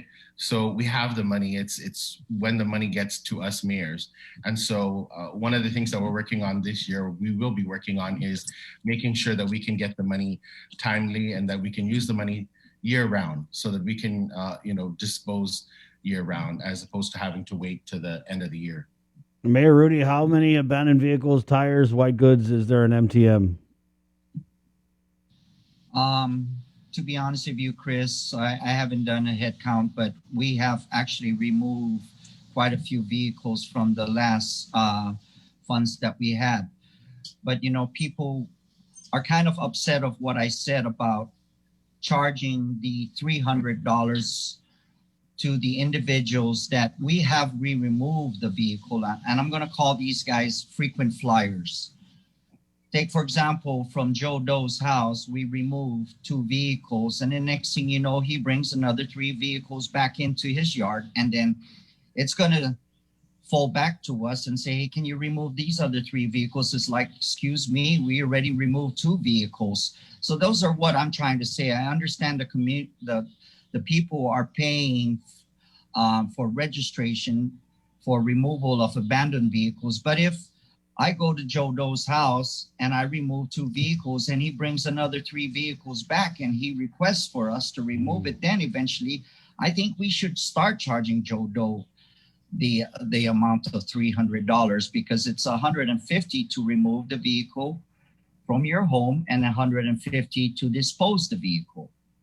So I don't know who Joe Doe is, but his ears are probably burning. And so what's happening here, Mayor Rudy? They put the cars out, then you guys take it, and they're like, hey, bring those 3 from the back. No, what it is, Chris, is we cleared up the yard, and then, these guys bring in vehicles for parts. After they remove the parts, they're going to ask us again, the mayors, to remove the vehicles. You sound pretty frustrated. I want to give the community a chance to have their vehicles removed. I cannot be going back to Joe Doe's house or whatever and be removing 3 more vehicles when the other individual needs their vehicles removed too as well. I'm just trying to be fair to the community. Right. Maybe we should do a per household limit, right?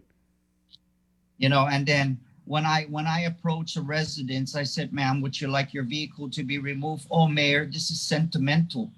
Sentimental? They're just using the vehicle to secure their canopy. I'm trying my best to keep the village of MTM clean. It's hard work. My boys and I, we do police call on Friday morning. By noon, there's trash on the road again. I'm still on that abandoned vehicle sentimental value. Yes. You know what your mom and I did in that back seat? Yeah. All right. Mayor Alec, anything else in closing? Sounds like these are the 2 big issues for you guys to tackle in 2021. It's, like I said, these aren't new issues. They're something that we've always been working on, but we're hoping to have better, we're hoping to work on it better so that it serves everyone quicker and more efficiently. So I just hoping for more positive outcomes. There's certainly other things down the line, and we'll certainly keep you posted. Thank you, Mayor Rudy. Thank you. Have a good day. All right. Likewise. Okay, we'll see you. Right. Mayors Jesse Alec and Mayor Rudy Paco here. Talking about abandoned vehicles and abandoned dogs. Let's keep it in the KUAM News Zoom room here. We're going to switch gears a little bit. Board Chair of Education, Miss Maria Gutierrez, who I know was doing her rounds yesterday. Right, Mrs. G? Good morning. Unmute.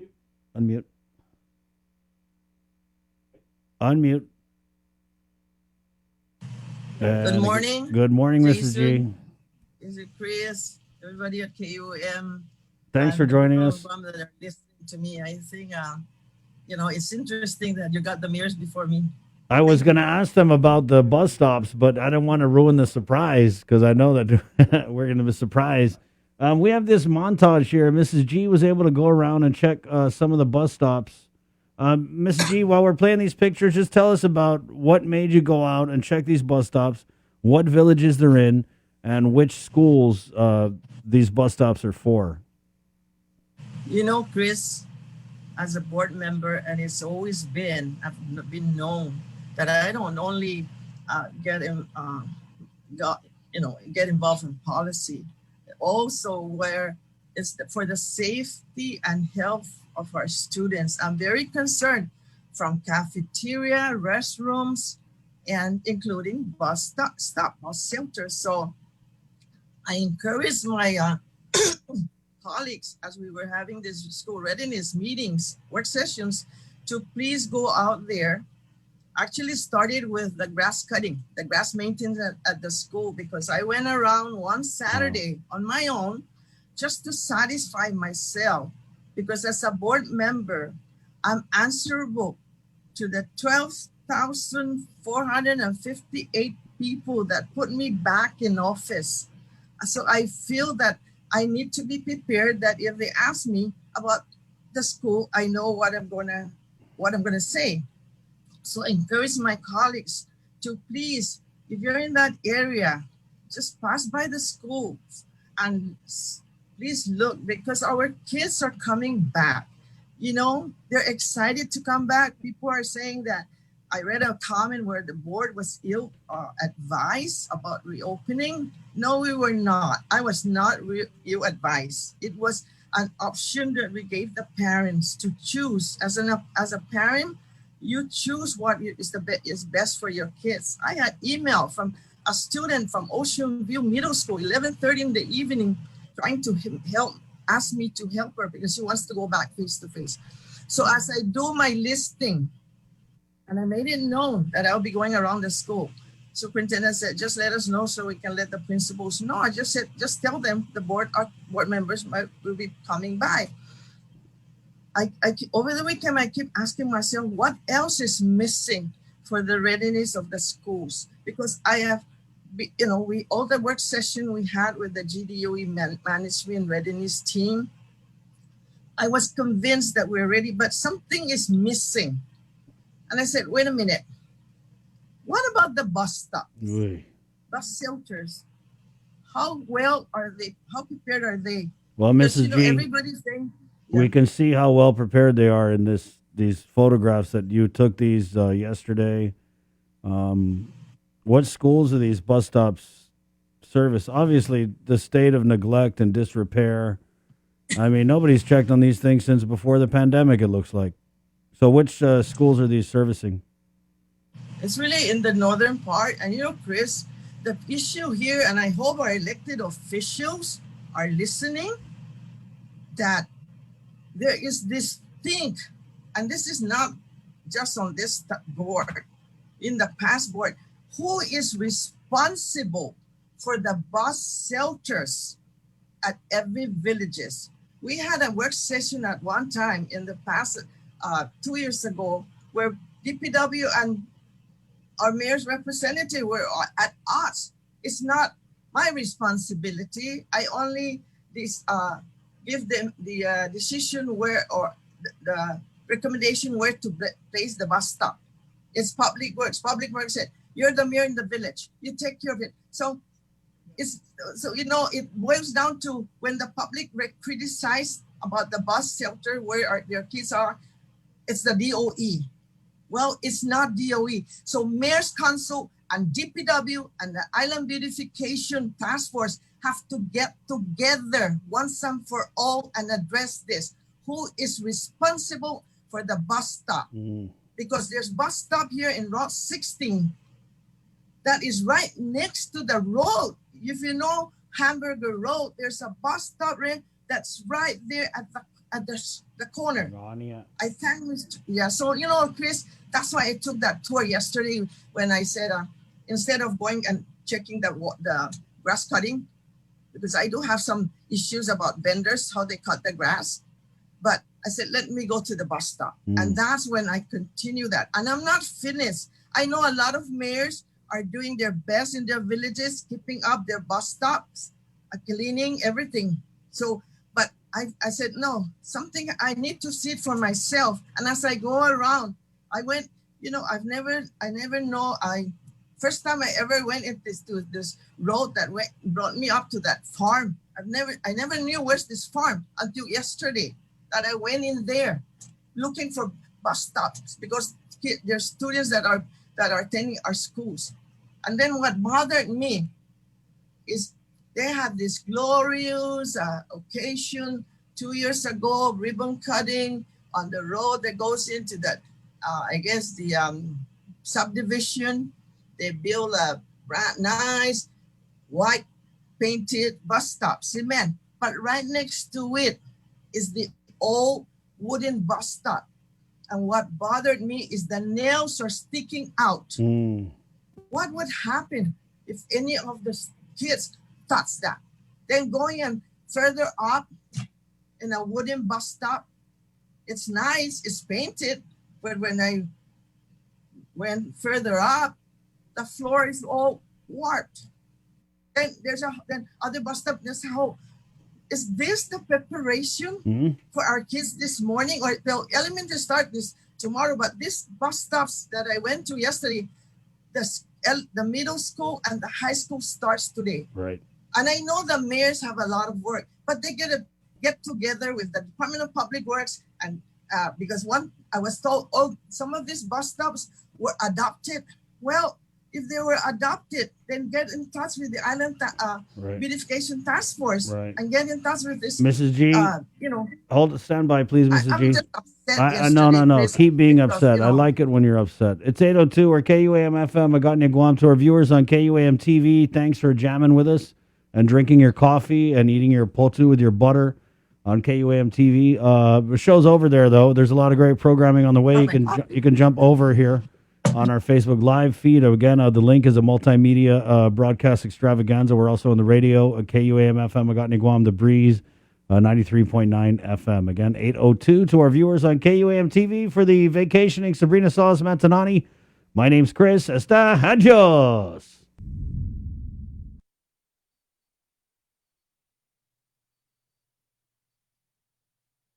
And we are back. I'm sorry to cut off your rant, Mrs. G, but you're totally justified. This is another example of how does something so big get forgotten? I mean, we're going back to school, and it's just like you said in the beginning of this conversation. You did the inventory in your mind. Okay, what do we got? We're cutting the thing. We're doing this. We're doing that. Is that everything? The bus stops. So I don't know who to call out. Do we call out the Beautification Task Force? Do we call out DPW? Do we call out the mayors? Yes, we call them all out because they all forgot. They all forgot. And Chris, I'm calling them all out, okay? Because, for DOE, I keep them on their toes for the preparation of this reopening. Because as a board member, if there's a complaint from the parents, the students, or teachers, I have to answer to them. And so I'm calling them out. Get in touch with those. I found several bus stops that were adopted. Right. And I'm very satisfied. I'm very happy. The Lions Club, District 204, the United Airlines, there's a church organization. They kept there. So what about the others? But when I come to a bus stop and I find cases of beer, empty cans of beer. This is what, if I didn't go out yesterday, Chris, this is what our kids are going to be finding this morning and tomorrow when they get to the bus stop. And will parents be happy with that? No. So I know the mayors are talking about their stray dogs. Come on, mayors. That's bus shelter. It's in your village. It's between you and Public Works. Who is responsible? We have, because it's not DOE. I'm sorry. It's not DOE. Sangania. Mrs. G, I really, Chris, the pictures I send you is just a small part. I have more. Maybe what they're doing is they're making it get all Mansalapon so someone could get a contract to clean it. Hey, I collect 2 bags of trash yesterday at that bus shelter for their information. But I had to do it because I want to make sure that when those kids come to the bus stop this morning, you know, it's clean. Thank you. I'm not doing it for my children, my grandchildren, my great-grandchildren. I'm doing it for all the kids in the public school Mrs. system. G. And I'm sorry, But because I just have the picture. I have more pictures. Send And it. if the wooden buses are bus shelters are no longer usable, demolish. If they can't demolish, burn it and call fire department to be right there to spray the water. Mrs. Because G. it's not, you know, DOE, are you ready, DOE? Are you ready, DOE? DOE is ready. But what about the other agencies that are also providing services to DOE? I will continue my trip out to all the bus stop. Yes, you know, the picture was sent to the mayor's council, and well, we tried to facilitate. Well, it was too late because I already found. If I didn't go out yesterday, I wouldn't have found that. Talk, And I Mrs. won't G. have bring it publicly. Let's bring on Deputy Director of Public Works. I know his ears are burning because every other word's been DP Diablo, GP Diablo. So we'll bring on Jess Garcia. Jess, good morning. Sorry to bring you into this, but Mrs. Maria Gutierrez, the Board of Education Chair, did a tour of some bus stops yesterday, and let's just put those pictures on a loop. All right. And she was talking about how every year this is the same issue where DPW says, no, it's not us. DOE says, no. And then the mayor's like, not involved. So what is your department going to do, if anything, to, make these bus stops? We've got rusty nails sticking out. There's one picture she showed of the Laddie Stone one where the rebar is coming out of the bench. Whose responsibility is it to maintain these well, bus it's stops? pretty much, Chris, when DPW places the bus shelter out there, okay, the bus shelters are not a funded program in DPW. It's if we have available funding ability, then we would make bus shelters and put it out. So that's why they're all funded. There's a funding source for that. These wooden bus shelters are not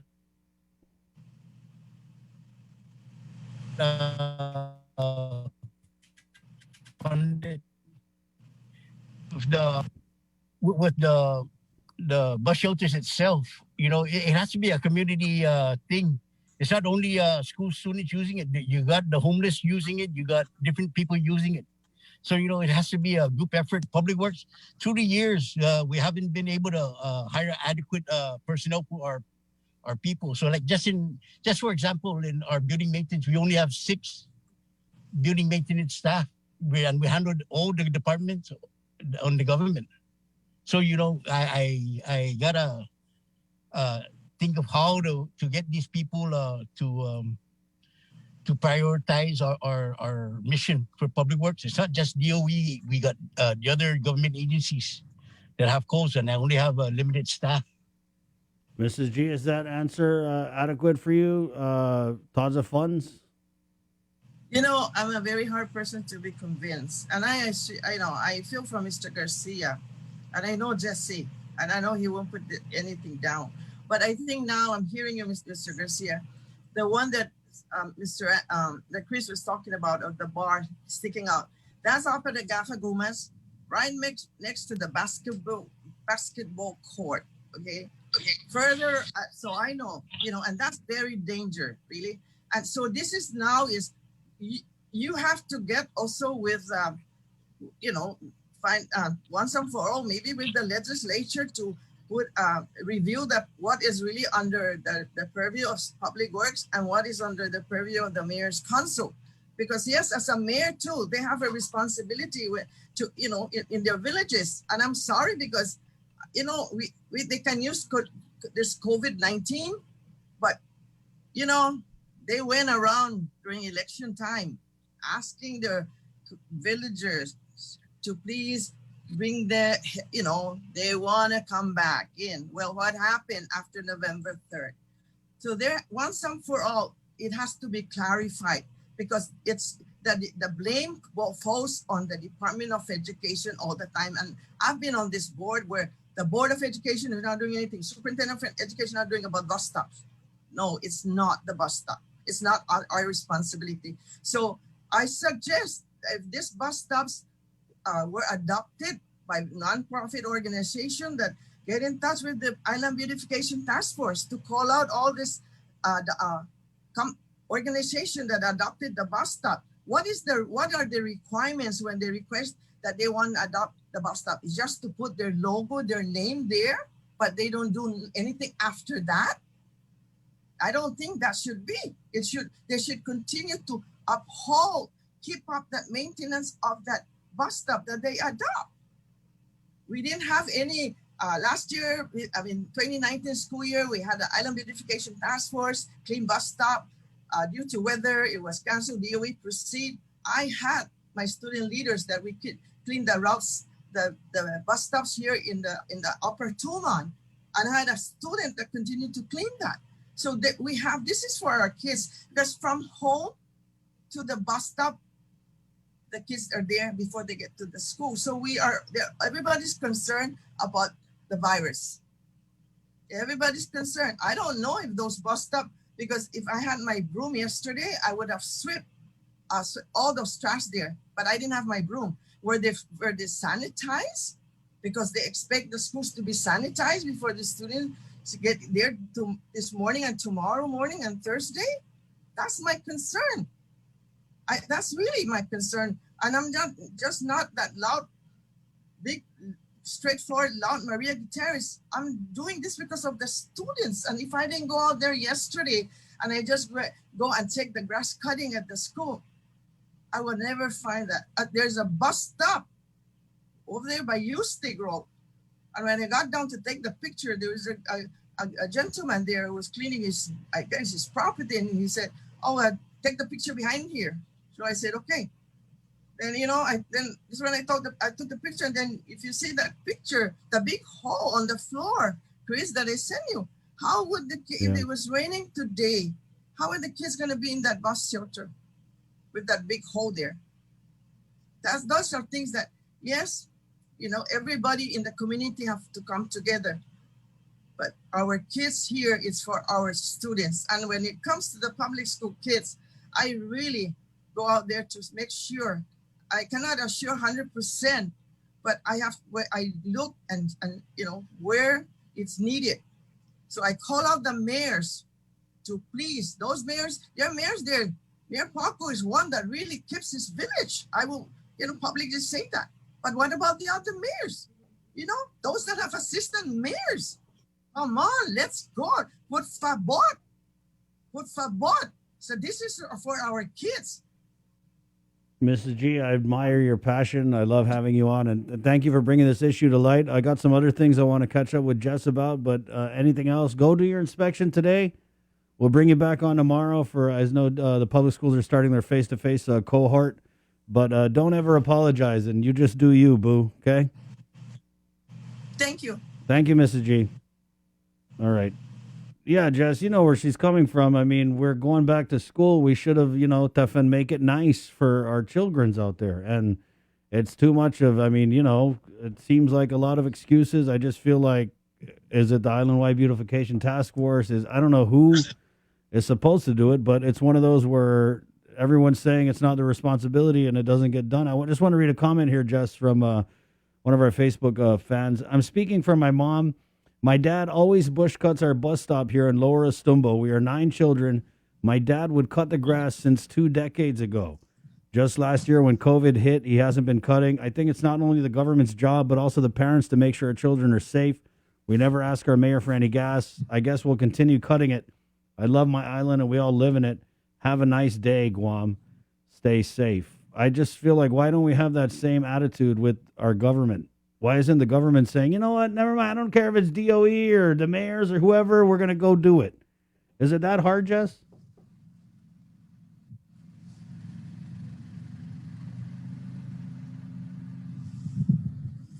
Jess? Hey, Chris, go ahead. Yeah. So sorry, I'm out in the field. Are you going to have the bus stops cleaned up today, or we're just going to pass the buck? Well, I'm having my chief of operations and her people to go assess what's going on with the bus shelters. Nice. And we're out doing the bus runs today, and you know it's very no very little participation from the school kids. So I'll just give you a breakdown on the schools. What we ran today, Chris. Yeah. Okay, for Simon Sanchez, we only had 3 students that rode the bus, and we had 5 buses dedicated for that school. Benavente Middle School, we had 10 students, 5 buses. FB Lone Girl, we had 12 students, 5 buses. And then at the interchange, the public school, private school interchange, 1 bus, 1 student for the buses that were down there. What? You had 3 students for Sanchez ride the bus. Jess, are the kids not going back to face, or they're just getting dropped by the parents? You know, they gave us a schedule. We followed the schedule, and the bus run. That's what we picked up today. As of this morning, all the kids have been delivered to the school that were on the schedule, and that's our ridership today, as of this morning. And again, that was 3 students from Sanchez rode the bus. There were a total of 5 buses, and we're seeing similar numbers with the other schools, Jess? Yeah, low ridership. Right. That's interesting. What's your take on that with all your years of experience?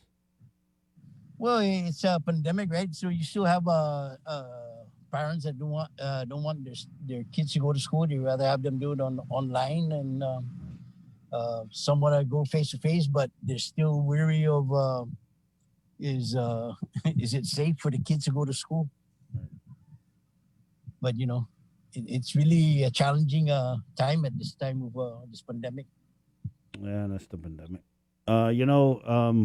What was probably pretty cool though was, can you imagine being a Sanchez student, the only one on the bus? Yep. I mean, you gotta feel pretty special. This is the first day, so we'll see how DOE's gonna manage the situation. Wow. So we as for my staff that were out there, John Fernandez was up at Simon Sanchez this morning. Right. And so we prepared for a big turnout. We didn't get it, but at least at the end of the day, no one was left waiting at the bus stop or, oh, wait, here. We had someone on our Facebook Live comments, bus was supposed to arrive at 6:10, came at 7:01. Is that an acceptable delay under your watch, Jess? No, if there was a schedule they're supposed to meet, they should be there. I'll find out. Did he put where or what location? I want to say that's got to be a southern school. If you want to put that in the comments, we'll have Jess follow up on that. Melissa, But yeah. there's only 3. There's only 3 public schools today that are open. It's Simon Sanchez, Benavente, and FB Leon Guerrero. Right. Okay. So we'll follow up on that. Jess, tomorrow we're seeing more public schools and other schools go face to face. I can probably give you an update tomorrow when I get it about the same time. That sounds good. But are you guys prepared for that? And are you anticipating more riders? Yes, we anticipate whatever schedule that we have with the students. How many students are for each school? So we prepared the buses for that. The school in question, just for the Molesto bus, was Mount Carmel. There are a lot of private schools also up and running today. Yes, I'll find out, Chris. Let me get the details on the private schools. Okay. And then what else are you guys working on? This is kind of the big thing for the next couple of days for you guys. Is there anything else on DPW that we need to find out about? Well, it's just our basic the school buses, and then as well as we also got still the vaccination ongoing. Right. Which we're still helping out on traffic flow and stuff like that. So we have a big challenge tomorrow with UOG. Right. Oh, that's UOG. So what's the deal with the UOG? That's going to be tomorrow, 8:30. This is phase 1B, 75 years and older. Yes, and they're anticipating close to around 700 vaccination for the second dosers. Wow. And so where are the Monomco going to be lining up there at UOG? Are we going to try and get them all in the aircon? We planned out the parking and the traffic flow for it, Chris. So hopefully the way I got working up at Ukuru, we should be able to manage the traffic up in that area. Okay. Pretty much the same way. Get them organized parking and then calling them out by numerical numbers. Okay. Okay, So you Jess. should try to keep it smooth. Right on. And so we're at Ukuru today for vaccinations. That Yes. is individuals 75 and up and others who received dose No, one. it's the second dosers up at Ukuru today. Right. The Inran is the first timers, the first dose or for the vaccine. The It's rookies. down at Inran. Right. Yeah. And so Ukuru's for second dose, Inaron for Yes. first dose. And then tomorrow they'll go to the UOG field house. Tomorrow and Thursday at UOG. Yes, and then I believe Inran still continues with first dose until Saturday. Right. Jess, we had a comment here. I know we addressed this in another interview, but will the busing for quarantine facilities affect busing for schools and other services? No, because we're going to contract it out, right? Well, we're looking at contracting it out, but the amount of people that were interested, there's still issues, and as per my bus operations, they said they can still manage the operations for that because it's only certain hours of the day, which like in the evening and early morning. Right. Okay, Jess. Thank you, Al. All right. Okay. Okay, thanks. Okay, just call me Chris. Yeah, of anytime. course. Tomorrow. Right on. Thank There you. you go. Yeah, call me. Yeah, Yes, so sir. just send me the link. Okay. thanks. So Jess Garcia there regarding that bus stop situation says he's going to have his operations people out there and assessing the situation. Make sure they bring some bush cutters. Right? I just don't know how this got past our government leaders. You know, I think we're just so excited to reopen the island that we're forgetting all the little things, right? And the little people, the kids. Having to wait at these bus stops. And we're not saying every single bus stop is like this. I know, like, we had a comment there, and there are other organizations that adopt bus stops and actually take care of them. But, Mrs. G did her fine-tooth comb tour of the North, and that's just the North. You saw the pictures she was able to find. And, we talk about returning to normal, right? That's such a big phrase you hear in the COVID. Oh, we're going to get back to normal. Well, this is normal, guys. It still sucks. Okay, we're back to sucking. And it's frustrating, and you can't really argue with how Mrs. Gutierrez feels. Very frustrated, obviously. But hey, Jess Garcia, that's the Tentago of Gov Guam. You got a problem? Let's get Jess on it, and he'll go out there and do the assessment and hopefully clean up whatever bus stop so that the kids who are going tomorrow. How's that, though? The busing numbers? Are you guys surprised at that? I'm surprised because, like I said, it's back to school. We're all coming to work to oh my God, it's back to school. And it's like, okay, 3 kids riding the bus for Sanchez, 5 buses being used. Just wow. That's just wow. I thought, a lot of parents were going to be sending kids back to face, but doesn't really seem that way, unless, of course, that's a high drop village, though. That's a village where, because the houses are really close to the school, a lot of parents are like, oh, we'll just drop you to school. So I'm not even sure if those numbers are an accurate reflection of how many students are doing the face-to-face. But we're getting Superintendent John Fernandez on tomorrow. So we'll get all the numbers and find out how both first days of school went, right? Because you have 3 schools that are starting today, Sanchez FBLG and Vicente Beneventi. That's one of my favorite rhymes. Vicente Beneventi Middle School. They're all back face-to-face, so are the private schools. Without, like I said, there's going to be hiccups. Mount Carmel, they're waiting an hour for the bus, Donna Molesso. But if there's anywhere I'd want to wait for an hour, it would be Molesso. That's the most beautiful village to wait for an hour in. 8:24, we'll take a quick break. We're getting Dr. Michael of the Physicians Advisory Group, Education Committee coming up. And we are going to talk a little bit about this story here that we broke. And it was interesting to see, as we often do here on The Link, when we break a big story that happens during an interview, it's always great to see our media partners around the island kind of jump on those stories and expand on what happens here on The Link in the morning. And we were talking about this interview we had with Port GM Roy Respicio. I was kind of shocked. I heard rumors that they had brought Frankie Rosalind, the former DOC guard who was convicted of official misconduct as a misdemeanor. We all know they got a sweet deal. That's why this really is sour. That's why a lot of people are salty about this. It's because those guards got off. I mean, and I would hate to be a guard in those shoes because what I'm going to say, they got off easy. I'm pretty sure for them, they don't feel like they got off easy. But they got off so easy that I'm pretty sure he's making more at the port than he did as a DOC guard.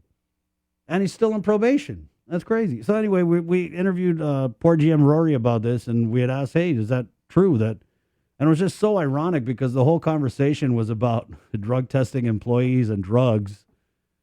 And I'm not saying that we shouldn't be hiring people who have convictions, but I'm just saying they shouldn't be the first choice. Because it's a slap in the face for all the people out there who don't get convicted of official misconduct as a misdemeanor or whatever. And it was just so hilarious to me. I got a weird sense of humor, but it was just freaking hilarious to me to watch Rory squirming. Because for whatever reason, and we all know the reason, let's be real, whether the reason is that Mr. Rosalind has connections with drugs or his connections with the lieutenant governor or whatever. But obviously this guy is one of these people who just has to be employed with the government of Guam. They're just people, just because of their connections, they just have to have a job.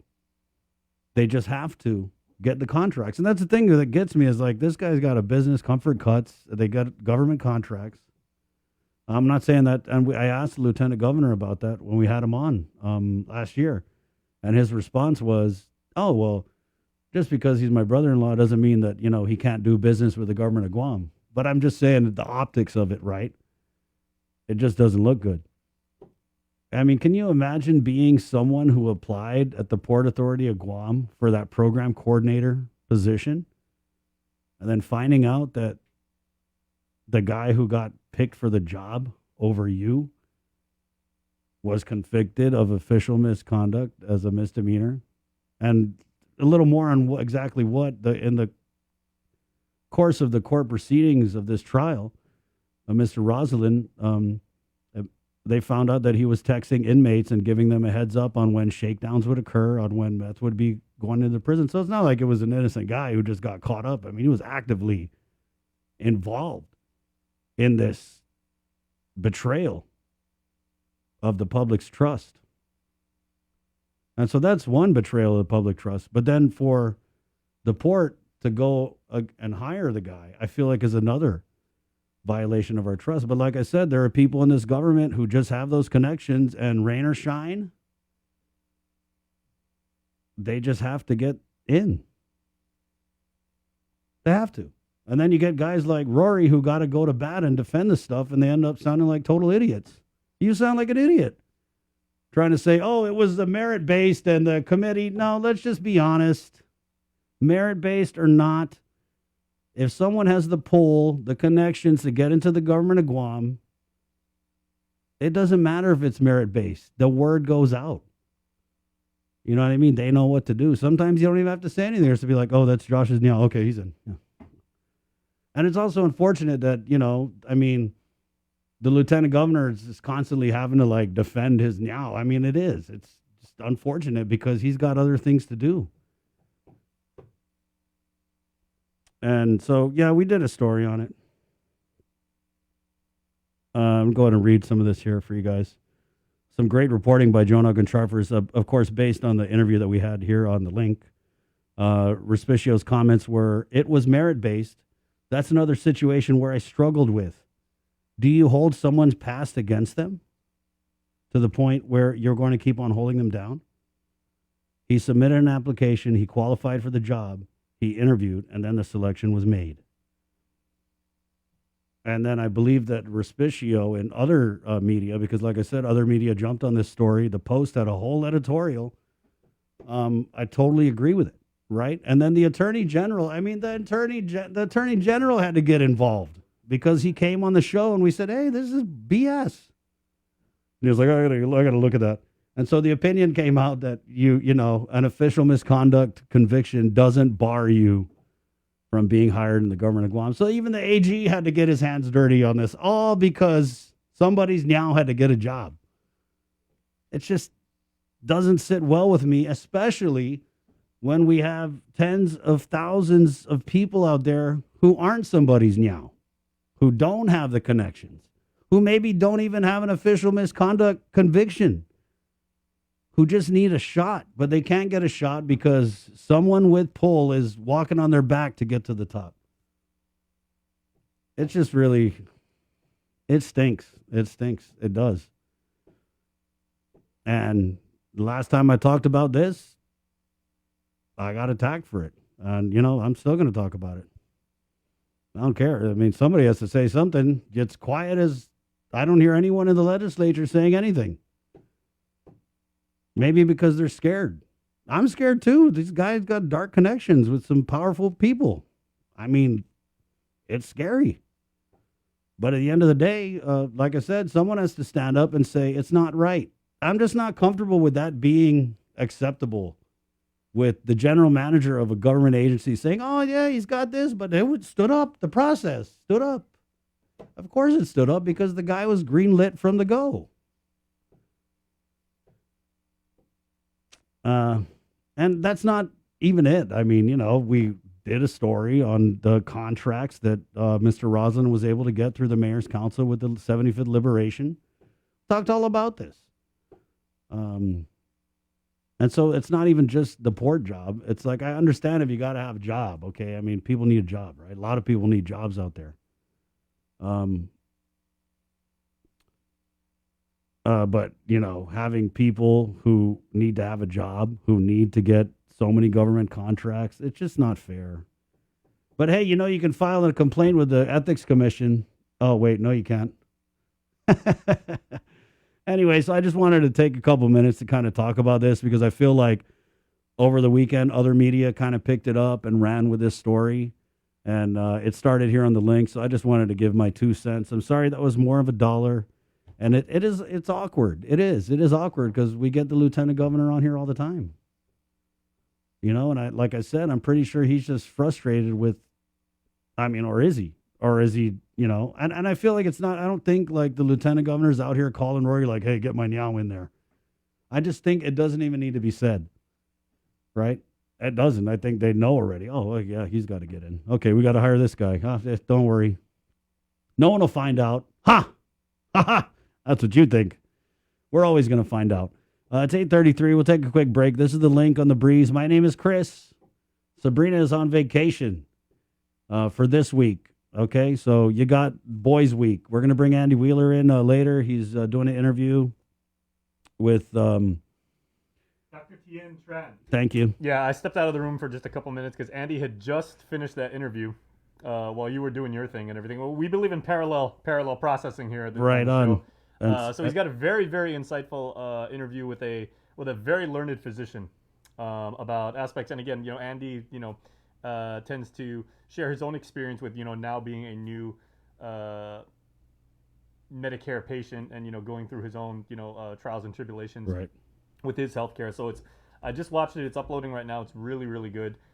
We've also got some things with the PUA and the PPP. We have a segment that we've got on tap. And then we've also got Cover Me is kind of interesting because, you know, like I want to go back, you know, fantastic interviews by you, but when I was coming off my tail end with Landon's interview, we mentioned that song at the end of Twister that you were mentioning. Yeah. So apparently today is we didn't even plan this, but apparently today is 1994 movie music day because the cover song we have this week is by a good friend of ours, Jasmine Wenzel, and her band Blush.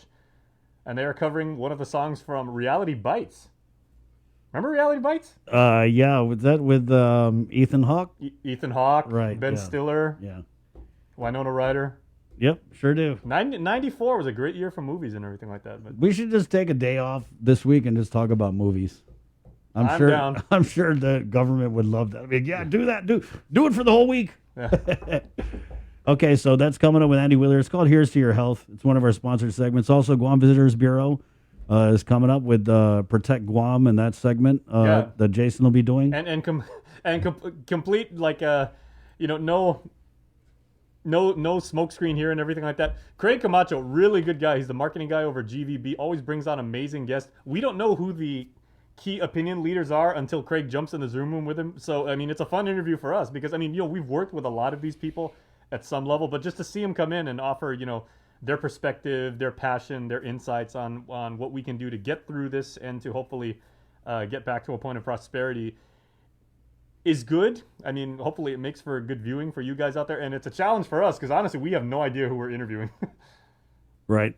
It's always a good. It's a good thing. It's a great campaign they got going. Some of these comments before we go to the break here. Harvey writes: a criminal gets a GovGuam job, but the average person applies for a GovGuam job, never gets an interview. Heard that a million times. Nestor writes: Chris, we both know it's who you know and who you're connected to, and that's it. Period. Paloma writes: we should change not only the procurement process but the hiring process as well. Nestor writes in here: it's the same effect as the Berdalio days. Claire Castro: hand clap, true. F. Glenn writes: it's very Whitney Houston. It's not right, but it's okay. You do make a point, Chris. The average person who has a criminal record trying to get employed, it's never an easy thing. It is awkward. Thank you for speaking out. Jerry writes: it's not what you know, it's who you know. Paloma writes: it's also hard to get hired or promoted if you're not Chamorro. Okay. Okay, and did you actually cite when you were, you had your little rant segment there and everything, which was excellent, by the way. Did you cite the actual the GovGuam policy? Because we got that in a story. Yeah, please do. Okay, yeah, we got that in a story right now that's on KUM.com. So please check it out. The official statement that came down from the Office of the Attorney General last week was, relative to hiring people that have been convicted of crimes, is they said whether or not a convicted person may have public sector employment, their official was, quote, criminal convictions are an automatic bar to government employees only in limited cases. And now this does include things like felonious activity, sex crimes, or family violence. But the policy under the Department of Administration, when you go to that side of the government, states that prior convictions, to include misdemeanors, are at the discretion of the agency director when making hiring decisions. So at that point, it kind of becomes, it's a little bit of a judgment call. Yeah, it's a judgment call, Right, and that's where the fuzzy logic kind of comes in and everything like that. So you see Pretty fuzzy. What is on the books as far as the statute, as the AG's office cited, and then it kind of goes to DOA says it's at the discretion of the director. And then when we had Roy Respicio on last week, as you said, and we had him on when we did the link He up, went to bat for the guy, he said he kind of took a look at his service record, and which was ironic. He said something like his law enforcement experience. Well, do you know how his law enforcement experience ended? I mean, you do read the news, right? 8:38, guys. We're going to take a break and turn the page on this and move on with more of the link on the breeze. Good morning. Learn more about our region on the One. The ongoing pandemic is affecting the way we live, work, and go to school. Because of this, the Guam Department of Education is implementing new safety protocols with guidance from the Centers for Disease Control and Prevention. Parents are advised to do the following before students leave the school. Happy day! It's time for school. Remember to wear your face mask. Face masks are mandatory. Wearing a mask protects you and those who are around you. Parents are advised to conduct temperature checks before students leave home. If your child is showing any COVID-19 symptoms, then do not send them to school. Students riding the bus must follow proper physical distancing measures. Bus drivers are aware of this, as well as keeping up with standard sanitization procedures. Buses have physically distanced seating arrangements to ensure a safe ride to campus. Only one child should sit in each seat unless they are within the same household. Enjoy the ride. Upon arrival, students must continue to follow clean etiquette for the safety of themselves, other students, and school faculty. Regular hand washing is one of the best ways to remove germs, avoid getting sick, and prevent the spread of germs to others. Follow these 5 steps every time. Wet, lather for 20 seconds, scrub, rinse, and dry. There are physical distancing markers throughout campus to remind us to stay 6 feet apart. Temperature checks are required upon arrival at any GDOE facility. so always be ready. Continue to social distance. Be mindful to stay 6 feet apart when interacting with your peers. Make sure you avoid touching your face. It's lunchtime. Schools will still provide lunch for students. Cafeteria tables will have designated seating marked with physical distancing information. It is okay to remove your face mask to eat during this time. Class is in session. Before entering the classroom, students are required to keep their distance. Teachers are informed about following proper COVID-19 procedures to promote a safe and clean learning environment. Tables are strategically spaced to avoid direct contact with each other. The sharing of school supplies is prohibited. Teachers will enforce this. It's for everyone's safety. Most schools now have a single quarantine room located in the nurse's office in the event of a potential positive COVID-19 case. Facilities such as water filling stations are frequently sanitized by staff. Signs are posted all throughout campus to remind all students and staff of standard safety procedures. As Guam navigates the evolving COVID-19 health situation, the preparation, promotion of, and commitment to safety for our students, staff, and the island of Guam will continue to be our top priority. If you have any questions, please contact your child's school directly or the GDOE Central Hotline at info@gdoe.net or 300-1536. We'll see you soon!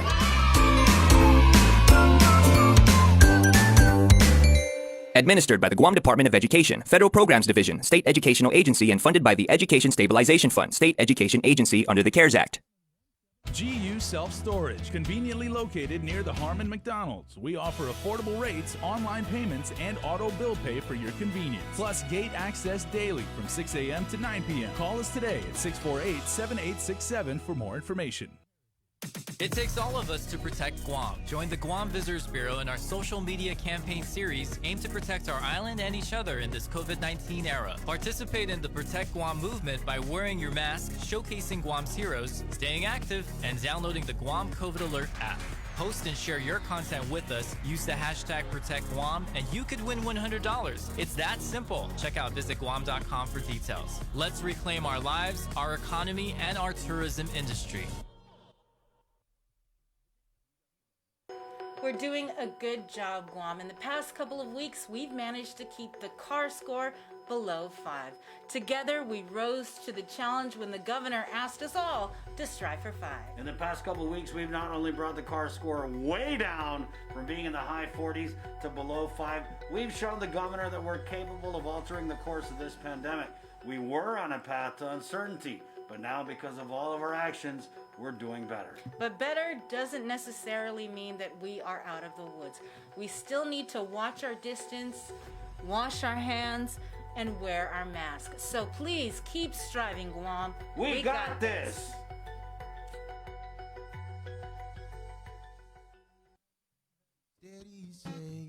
We go slow, vibes are flow. The only woman that I truly know. A real woman, courteous and kind. The type of girl I idolize. A real queen, so sweet. From your crown to the soles of you make me say ooh. You make me say ooh.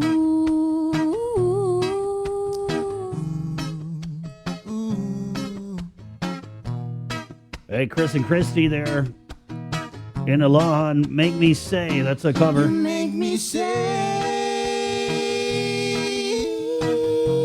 8:44. I love to see your eyes that shine. Jason Solis. My name's Chris. Joe Sir in here. Good morning to our Facebook Live viewers. Thank you guys on this Back to School 1.0. And then tomorrow we've got more schools starting up with the face-to-face. Man, Doc, I don't know about you, but it kind of happened so fast. Back to school already. I think it's been a long time coming. A lot of my students are my patients are really excited about going back to school and seeing their friends. Yeah, that's crazy because we just had Jess Garcia from DPW on, and he was giving us some of the numbers for busing.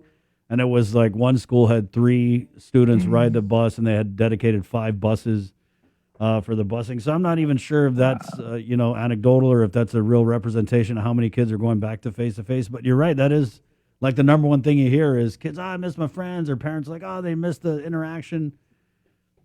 Yeah, it's definitely going to be good for their mental health for sure going back. There's actually an article in the Journal of Pediatrics that was recently published online before the print. And they did this study where they looked in North Carolina. I think it was Wilmington, I believe.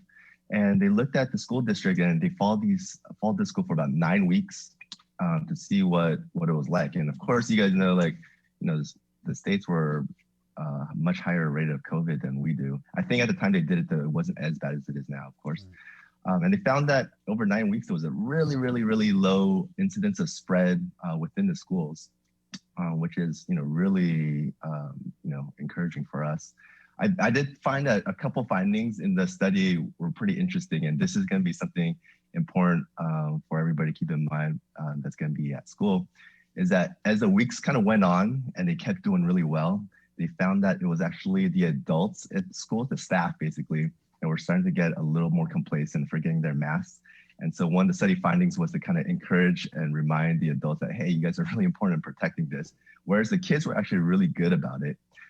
Although they did find that the small incidence of spread that they did have in schools, the special ed population, with those kids, sometimes it can be a little bit harder to just keep the mask on. Right. And that's just going to be a different population with different challenges. Right. And so they found that, hygiene and ventilation was going to be just really a little bit more important with those populations. But for the vast majority of the kids, they did just really well. They followed the rules and things seem to go pretty smoothly for them in North Carolina. So hopefully we can see those results are even better out here.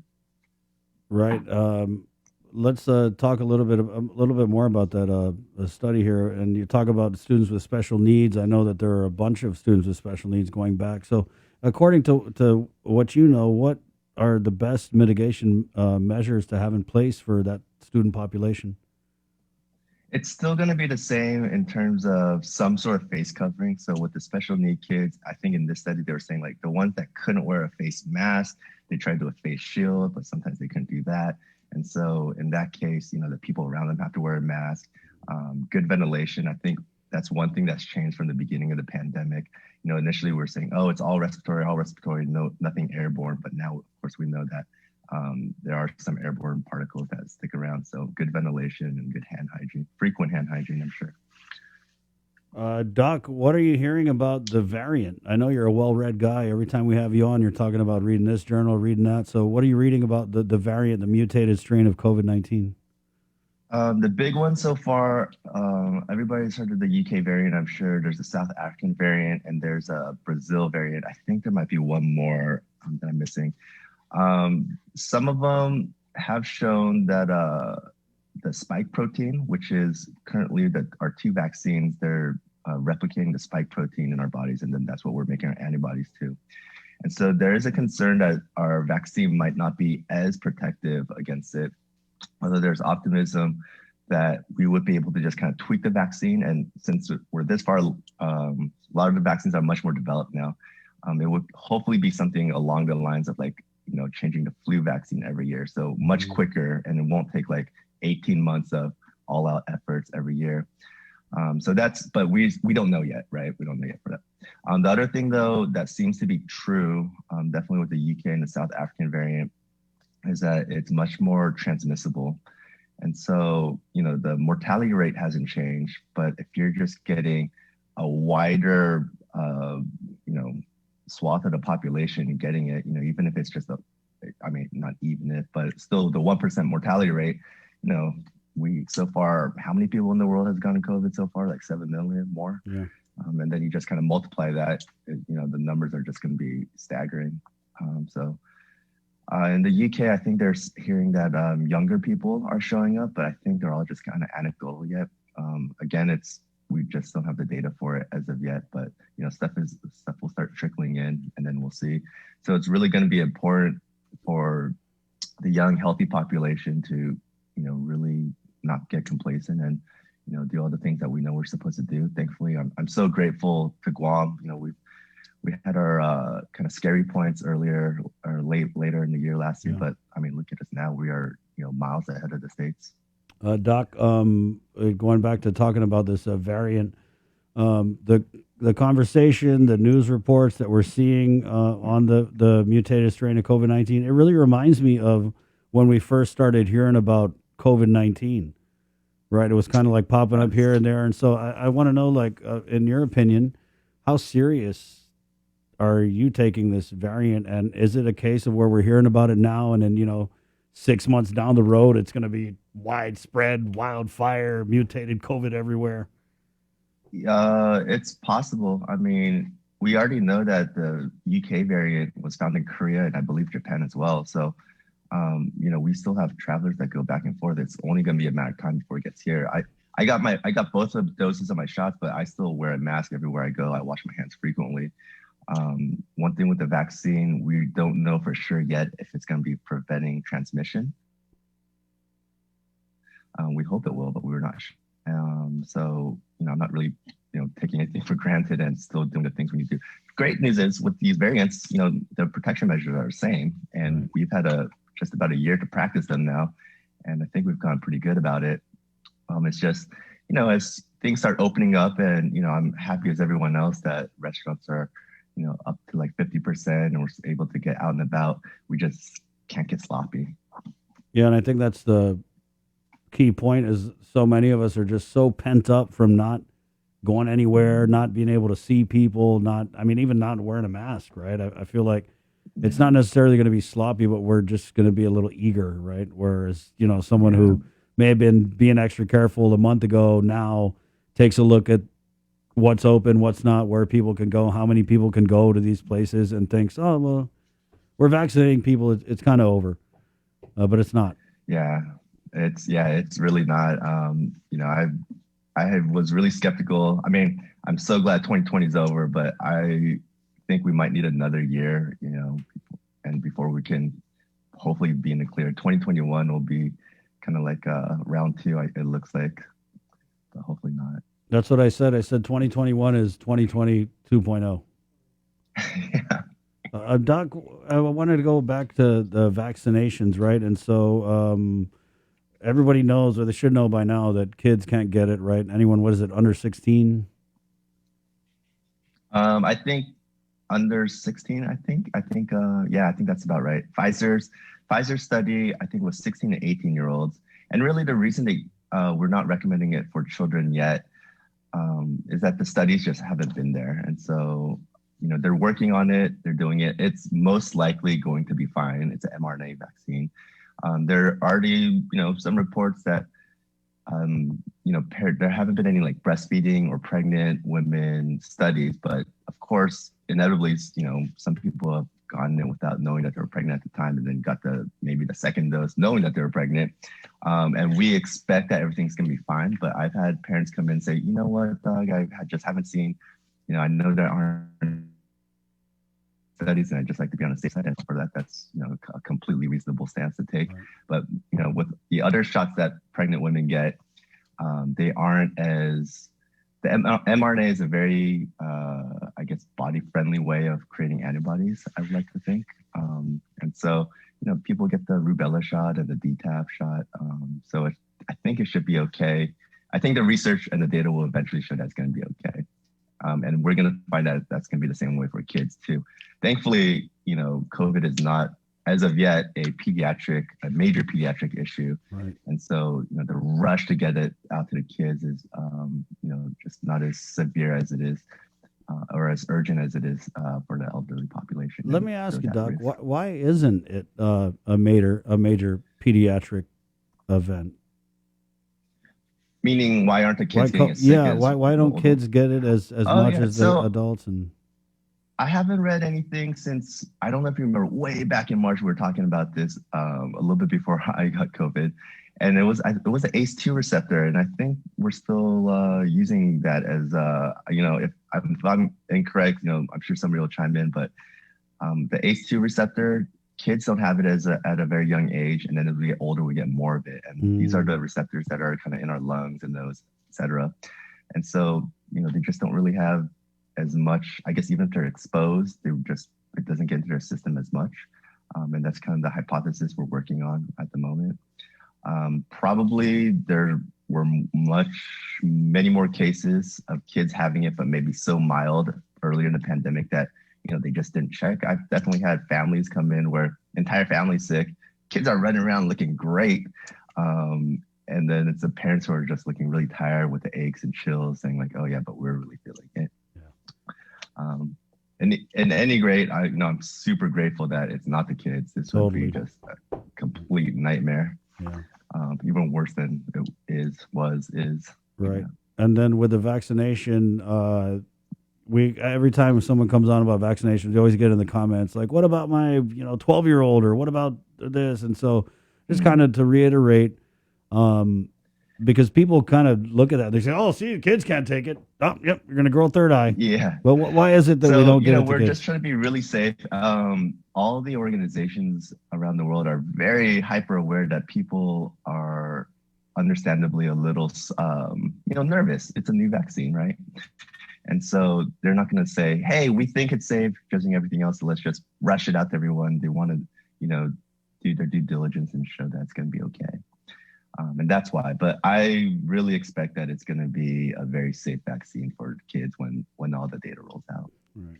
And then with the Physicians Advisory Group, I know that you guys have still been meeting, but meetings, are they getting shorter and shorter? I mean, is there still a need for this PAG, and what are the discussions like? Yeah, the meetings have thankfully gotten a little shorter the past few times. The governor specifically asked that we continue to meet on a weekly basis, so we're honoring that. But right now, the kind of focus shifted into really the three clinics, the three bigger clinics, and probably a lot of the other internal medicine and adult clinics in helping with the vaccine rollout. And I think they actually have like a separate group that discusses that. Now that things are opening up, there's some talks about maybe taking another look at the quarantine guidelines.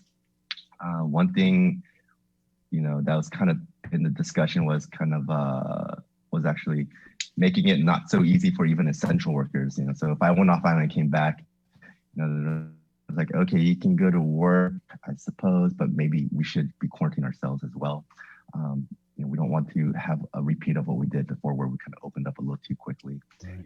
And then, the school discussions, the schools that really kind of, we gave our input really early, and now that's going really well. I haven't really heard too much about that. So, but, I'm sure if there's any medical issues that come up, they'll reach out to us. Oh, one thing I did want to bring up to all the parents out there with their kids going back to school, there are other viruses besides COVID.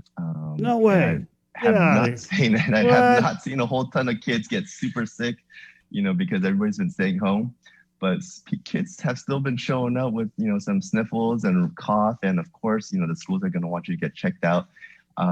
If, everybody else around your household and have been any adults that have been really ill at school, your mind will naturally jump to COVID. But in those cases that we've checked so far, and we've checked all of them, it hasn't been COVID. So, as they get back to school, they're going to be playing and sharing some germs. There are definitely, at least with COVID, we're not seeing kid-to-kid transmission as go as easily as other viruses. So if a bunch of kids get it, maybe not COVID, but of course they can get checked out and make sure it's not. But yeah, they'll still have to take the usual precautions, but just keep that in the back of mind for all the parents that are sending their kids back. They'll probably pick up a little something. You said you talked about opening too fast, and I wanted to ask just your opinion, because I remember when we when the CAR score was concocted and we got it down to a point where it pleased the governor so much that we were rewarded with the easing of restrictions. And I remember at the time that they announced the first easing, which I think was an increase in the gathering limitation from 5 to 10, I want to say. Well, when they came out with that announcement, I remember the governor had said, we're going to be looking at decisions that are going to be data driven. And here we are a month later, and, we went from 25 to 50%. We have dine-in now. It just kind of all kinds of things are open. In your opinion, was that a reasonable timeline for reopening? Did we rush things maybe a little?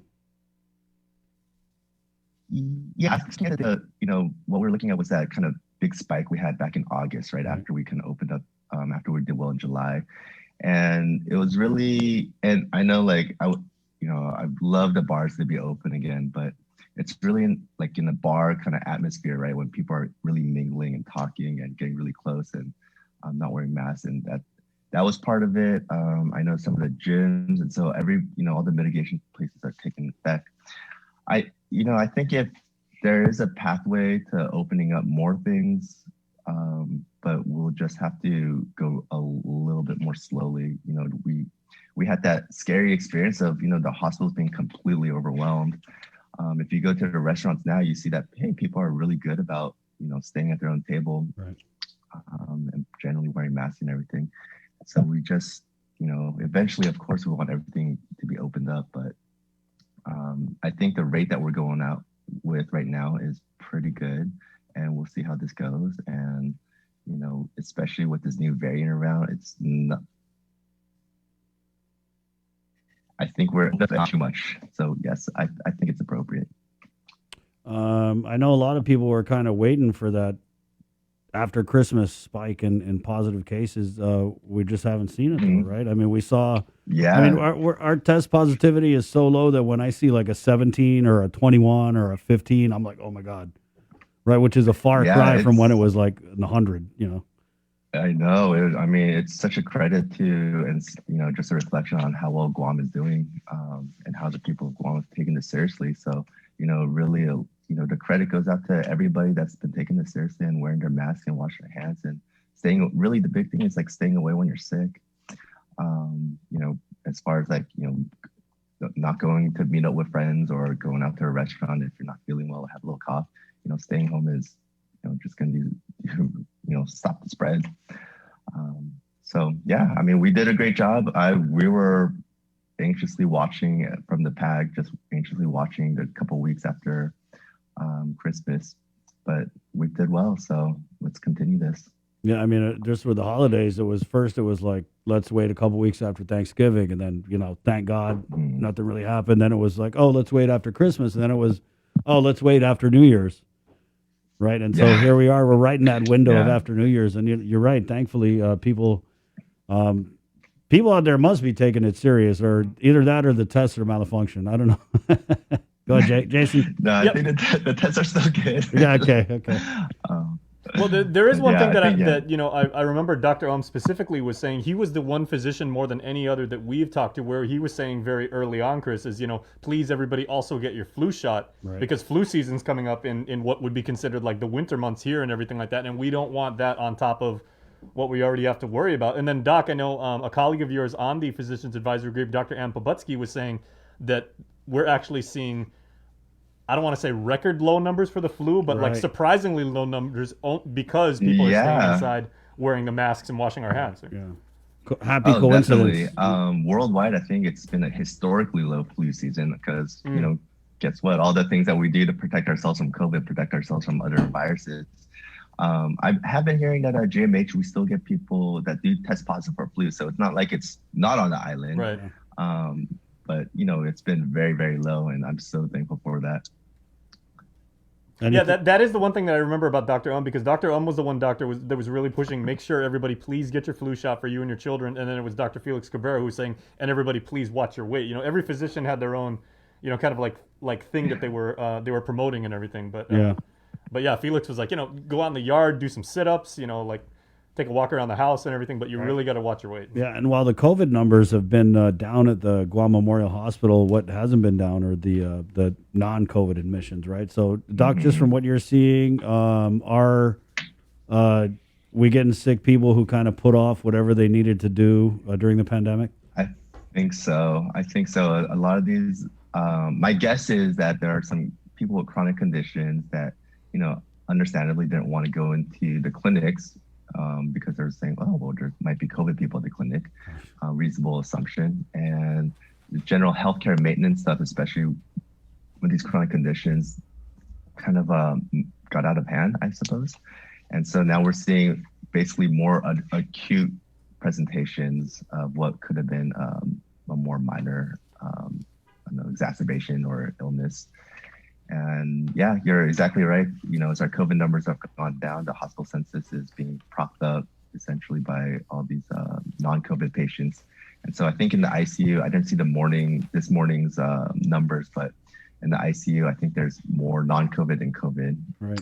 So then it also seems like with the COVID patients, I mean, it's very low numbers, but we're seeing high number of deaths. Like when you look at how many people are in the hospital versus how many deaths, right? Yeah. So I don't know if that means, I mean, Lillian's off island. We'll probably get someone from GMH on this week, but I don't know if that means that the people who are getting COVID are getting it really bad. Do you know? Yeah, I don't know. Your guess is as good as mine with that one, but yeah. All right, Doc. Anything in closing? How was your trip? My trip? That was a while ago. It was great. It was felt really good to just kind of escape for a little bit, mentally more than anything. Where'd you go, if you don't mind? Went to Hawaii. Wow. Visit a friend. Yeah, so we visited some friends out there, and I got back just in time. I think right when we got back, they were saying that their cases were increasing, and it was due in part because they opened up to travelers. Right, if you had a negative test, you wouldn't have to be quarantined. Right. We were negative, and we stayed negative out there. They gave us actually a free test as part of a study, and when we came back, I saw that they saw that some of the tourists were actually bringing it in. So I'm glad I wasn't part of the problem, but realizing that it's not going to be as easy as just a pre-visit test to start traveling. But hopefully the vaccine changes things. But I think it's going to be a while before countries and states start shifting toward vaccine to exempt you from quarantine. So what's Hawaii like when you go around? Or do people wear masks, or what kind of restrictions? Yeah, people were wearing masks. When we're just walking around, they would have security. I don't think there were actual police, but maybe security just kind of stationed every 200 yards or so, and just kind of like making sure people were wearing masks. People were really good about it, going to the restaurants. Very similar to how we were doing it. They have. I think they were down to, 50% occupancy at their restaurants. Bars were all closed. And they were taking it really, really seriously. Wow. Yeah. Did you run into any of those Karens, or what do they call them? No, thankfully. I think it was, I'm so grateful that's not us. That's not Hawaii. I'm sure there's, people who want to. We had one here, Doc, while you were gone. You might have been gone, but they had one at Payless where a lady would try to come in she was trying to pay with no mask. Really? Yeah, it's crazy. Oh, geez. I guess the fact that, you can say that there was just one. Yeah. That's good news. That's a good sign. Thanks, Doc, for your time. I appreciate it. It's been a long time. Good catching up with you, and always appreciate your insight. Hey, thanks for having me on, Chris. Okay, Doc. And Jason. We'll see you. Have a good one, man. That's Dr. Michael Lum. He's the with the Education Committee on the Physicians Advisory Group. Always good to have him on. It's 9:09. We're going to take a quick break, and then we have a sponsored segment with Andy Wheeler, Jay. Yep. Yeah, here's to your health. And he has got a new guest on the show, Dr. Tien Tran, and they're going to talk about aspects of healthcare. All right, that's coming up here. It's 9:09 on the link. It's The Breeze. Good morning, Guam. We're doing a good job, Guam. In the past couple of weeks, we've managed to keep the CAR score below 5. Together, we rose to the challenge when the governor asked us all to strive for 5. In the past couple of weeks, we've not only brought the CAR score way down from being in the high 40s to below 5, we've shown the governor that we're capable of altering the course of this pandemic. We were on a path to uncertainty, but now because of all of our actions, we're doing better. But better doesn't necessarily mean that we are out of the woods. We still need to watch our distance, wash our hands, and wear our masks. So please keep striving, Guam. We got this.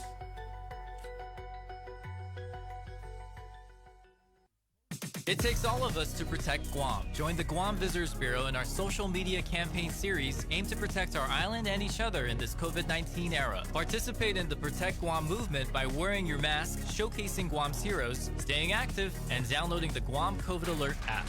Post and share your content with us. Use the hashtag ProtectGuam, and you could win $100. It's that simple. Check out visitguam.com for details. Let's reclaim our lives, our economy, and our tourism industry. The relationship between Guam and Manila, Philippines is undeniable as we share similar cultural traditions, history, and heritage, with generations of Filipinos calling Guam home. KUAM presents a monthly look at the capital city featuring in-depth and engaging interviews on everything from medical tourism to new business and government leaders. Veteran newscaster Nestor Lecanto delivers Beyond Our Borders. This special program is brought to you by the Bank of Guam and KFC.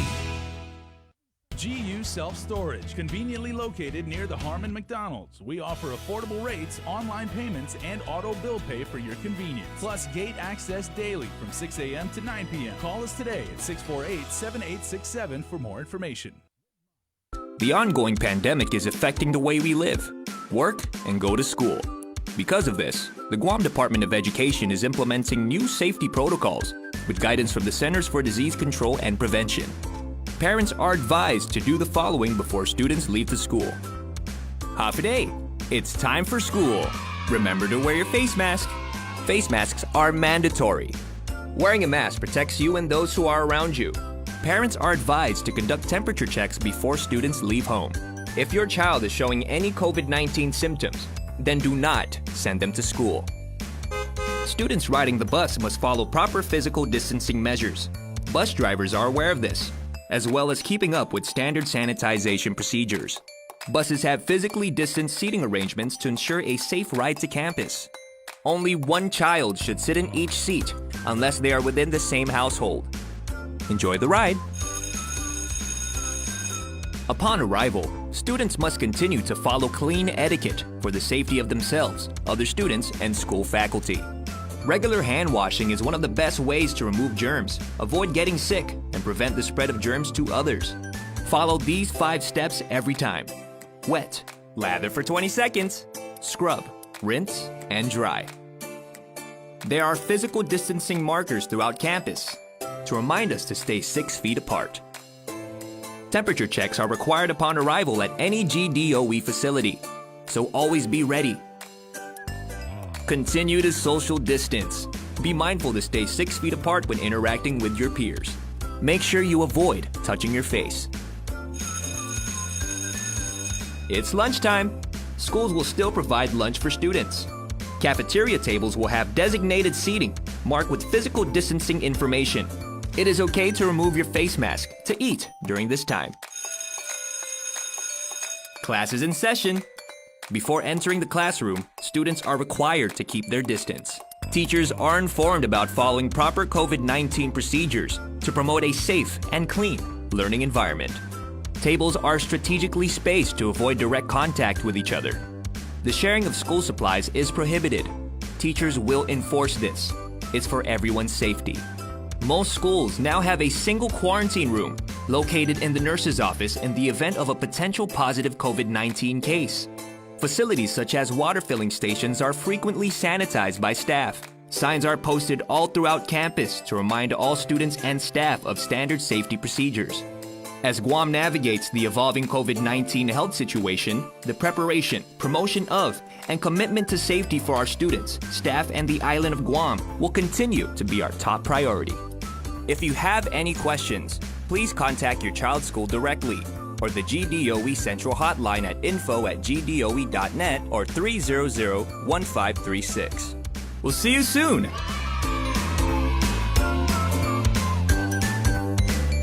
Administered by the Guam Department of Education, Federal Programs Division, State Educational Agency, and funded by the Education Stabilization Fund, State Education Agency under the CARES Act. Island girls, you are man's best dream.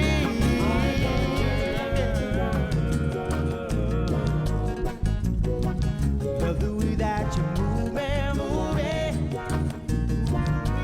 Love the way you move it. Island girl. 9:15. I don't know if I like that we broadcast to the world that Island Girls are the best. I think we should keep that on the download. I don't think it's a worldwide secret at this point. I know. You know, one thing I want to say about DUB specifically, but island musicians in general, is why is it whenever we do a cover of a song, it's always better than the original?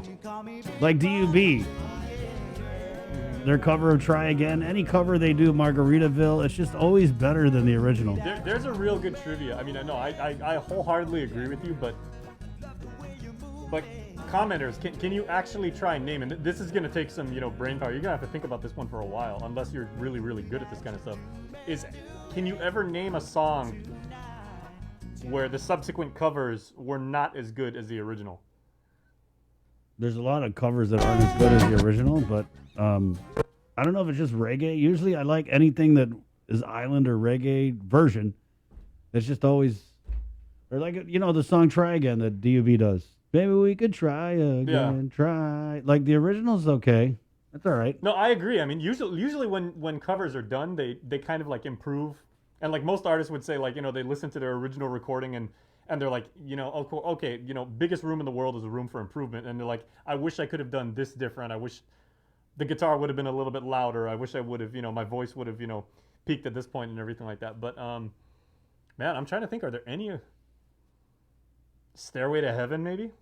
Who's cover, like, why would you cover Stairway to Heaven? I know, that's one of those, like, it's a religious, like...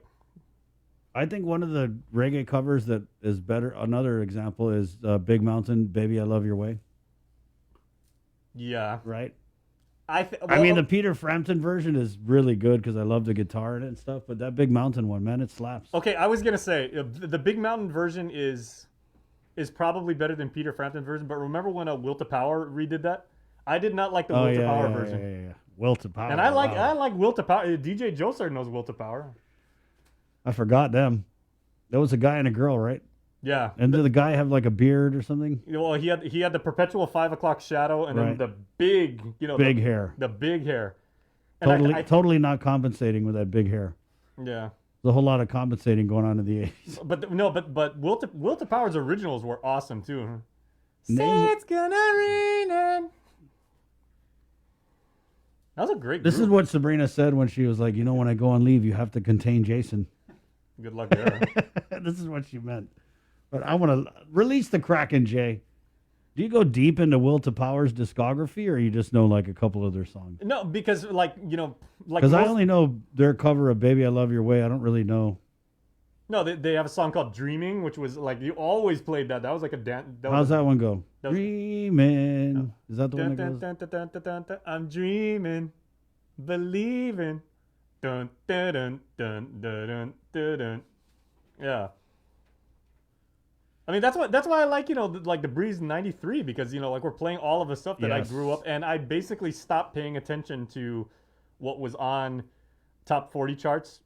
Ironically, the moment I started working here, like at KUM, like around 99, because I was just like, all the stuff, like when I was, and I'm lucky because like most people, when you go to a Guam public school, especially like in middle school, there wasn't that segregation of, okay, well, you've got the metalheads over here and the mods and the new wave kids and then the country and then the rappers and everything like that. Everybody listened to each other's music and like everybody liked each other's stuff.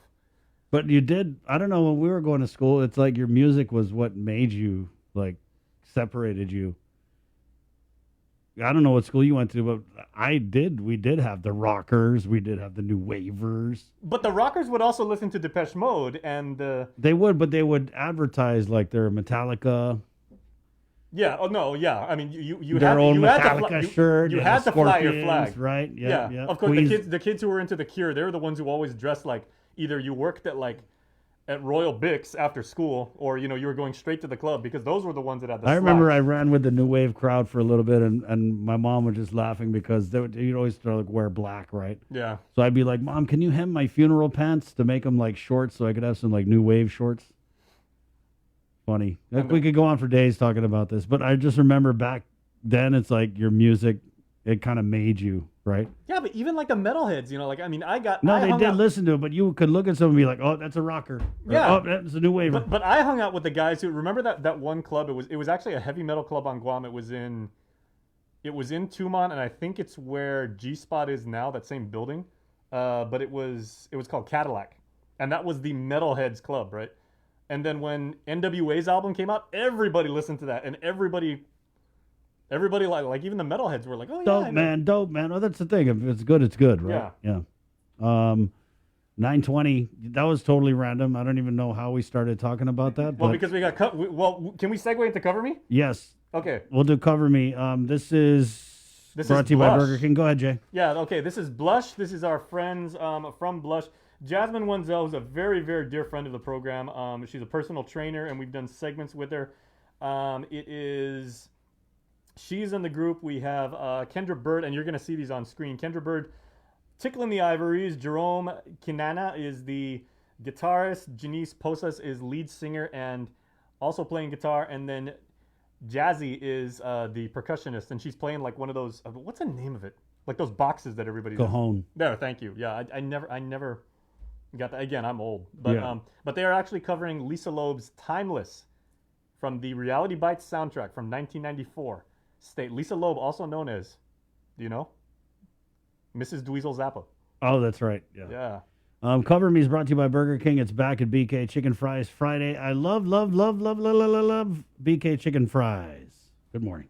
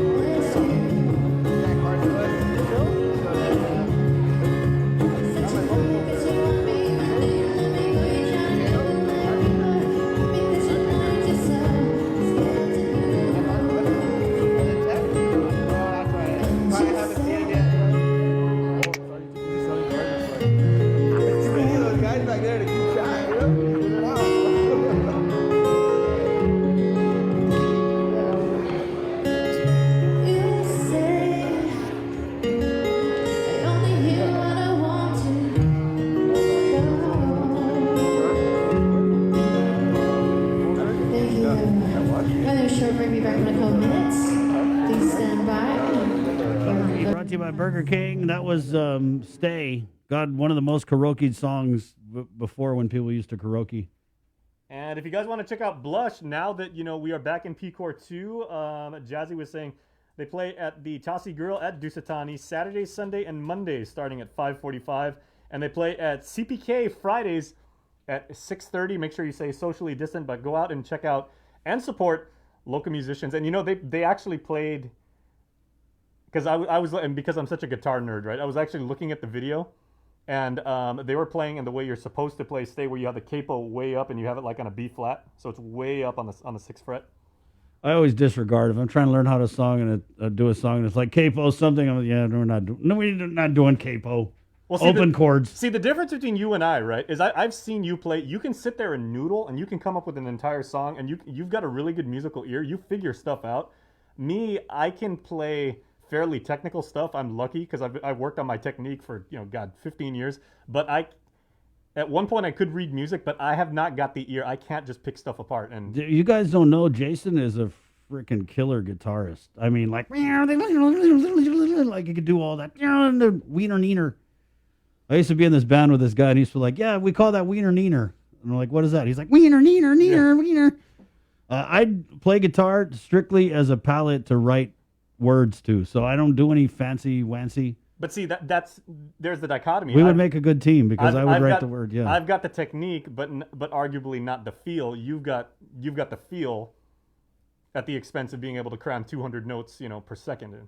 All right, thank you, Jason, for those kind words. We'll record something. We'll put it on Spotify. Well, now that Sabrina's on leave, it's time to party. We should have like an instrument Wednesday. There. Joe, sir, what instrument do you play? He's like, the ones and twos. Bring your turntables. Okay, what do you want to do? You want to do this first, Jay, or you want to do the Here's to Your Health? I'm going to turn it over to Jason Solis for this next segment. Well, actually, hang on, Chris, because we've also got David Della Sola, the labor director. Yeah, okay. Should we get Dave on? Dave? This screen is kind of funny. Okay. Tell you what, could we possibly take a break for like 60 seconds? We could, possibly. It's very possible. Let me set that up. Totally. 9:26, we're going to take a break, but only for like 60 seconds. It's the link on the breeze. GU Self-Storage, conveniently located near the Harmon McDonald's. We offer affordable rates, online payments, and auto bill pay for your convenience. Plus gate access daily from 6 a.m. to 9 p.m. Call us today at 648-7867 for more information. The relationship between Guam and Manila, Philippines is undeniable as we share similar cultural traditions, history, and heritage, with generations of Filipinos calling Guam home. KUAM presents a monthly look at the capital city featuring in-depth and engaging interviews on everything from medical tourism to new business and government leaders. Veteran newscaster Nestor Lecanto delivers beyond our borders. This special program is brought to you by the Bank of Guam and KFC. It takes all of us to protect Guam. Join the Guam Visitors Bureau in our social media campaign series aimed to protect our island and each other in this COVID-19 era. Participate in the Protect Guam movement by wearing your mask, showcasing Guam's heroes, staying active, and downloading the Guam COVID Alert app. Post and share your content with us, use the hashtag ProtectGuam, and you could win $100. It's that simple. Check out visitguam.com for details. Let's reclaim our lives, our economy, and our tourism industry. We're doing a good job, Guam. In the past couple of weeks, we've managed to keep the CAR score below 5. Together, we rose to the challenge when the governor asked us all to strive for 5. In the past couple of weeks, we've not only brought the CAR score way down from being in the high 40s to below 5, we've shown the governor that we're capable of altering the course of this pandemic. We were on a path to uncertainty, but now because of all of our actions, we're doing better. But better doesn't necessarily mean that we are out of the woods. We still need to watch our distance, wash our hands, and wear our masks. So please keep striving, Guam. We got this.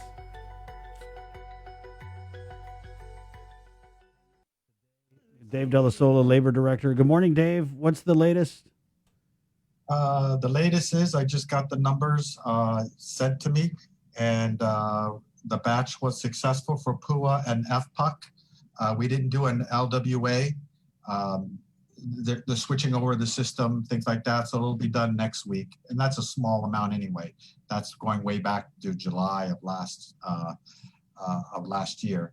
But I'm happy to say that $20.7 million was batched, of which about 12 million, 11.9 was PUA, and 8.8 was FPUC. So that will be, the drawdown request will go out tomorrow, and hopefully it'll hit our banks, GovGuam Bank, by the end of the week, and then the direct deposits will go out, either Friday, Saturday, as late as Monday, and then the checks will go out shortly after. So I just wanted to make sure that your listeners were aware that $20.7 million will be going out, and that process is being verified, and requests are going out. Dave, I wanted to follow up because there was kind of like Twilight Zone last week where you had come out on this show and you had said that those who are working reduced hours would not qualify for PUA. Is that still accurate? That still is the case. As I mentioned, I'm asking everybody that's on reduced hours to hold off, don't apply, don't do anything, because you could get paid and you could get an overpayment. I do have a call tomorrow with USDOL, the head of the unemployment insurance program, and our region. So that's tomorrow early morning. So I'm hoping that we will get a sense of what we need to do to find a solution. As I mentioned to you, I think last time, that the congressman and the governor were all together. We're all going to, push this, working every angle that we can, from the Biden administration coming in tomorrow and stepping in, and of course the congressman's colleagues. We just have to figure out. It's a little bit turbulent times over there in DC, so it's hard to lock down and get some answers and conversations. But I managed to finally get something early tomorrow, and I'm hoping that out of that will give us a fix or an idea of what is needed to fix it, because we can't fix something if we don't know exactly which part of it is giving us the problem, and what kind of verbiage or remedies, whether it's administrative or congressional or executive, right, that needs to be done to put us back on an equitable playing field with the states. It was kind of bizarre when you came out on the show, and then I think it was the same day the congressman had an impromptu press conference where he basically said that you didn't know what you were talking about, that you were misinterpreting. He was basing himself on previous guidance, and it wasn't anything that changed from his perspective or from his end. So from his perspective, nothing changed, and I agreed, nothing changed. It was all USDOL's internal readings and guidances that changed it, and it was re-emphasized on our latest webinars, which were what happened that early morning. Right. So I've been doing it blow by blow as it happens, and so I think the first reaction to me when it hit was unbelievable, right, and disbelief and anger. And I think that was what the congressman's first reaction was disbelief. That wasn't their intention. And that's going to be part of my argument when I talk to USDOL. And that's what helped drive the FPUC, because when we passed the FPUC, they weren't, we weren't qualified, but they managed to put us in because it wasn't equitable and fair, and it wasn't Congress's intent. So the same thing is going on here, except that, this also affects the states, but in a small, very small way, right? Because they have regular UI, which is unemployment, which majority of their employees fall into, but ours don't have anything. So I will get hopefully a good sense tomorrow. I'm hoping that we'll have a good conversation. It's just the three of us, and then I can give some clear guidance to the governor and to the congressman on, how to try to get a remedy. So you haven't heard back from the congressman like, oh, sorry, Dave, I was wrong to say you didn't know what you were talking about. He did call back, and he did confirm, and he did talk to some of his colleagues, and he did say he wanted to work closely with me to get a remedy, and that's all I ever wanted. If you don't know me, I got thick skin. You can do whatever you want. It's all about trying to get a remedy to help our people, because this, affects also our brothers in CNMI. And it's all about getting a fix if we can figure it out. And, we could use him in DC to get that fix. We could use the governor with her connections with Biden to get that fix. I will hit it from my side to get the fix. So hopefully the three of us working hard. and CNMI is willing to join us, that we can effectuate a change, a fix. Right on. That's what I'm hoping for, and stay tuned. Like I said, there's a lot going on in DC, so a quick fix may not come until the dust settles from the changeover of the administration and everybody gets in place and gets confirmed. But reduced hour employees, please hold off. Wait until I can get something definitively, yes or no. And I don't want you to get an overpayment.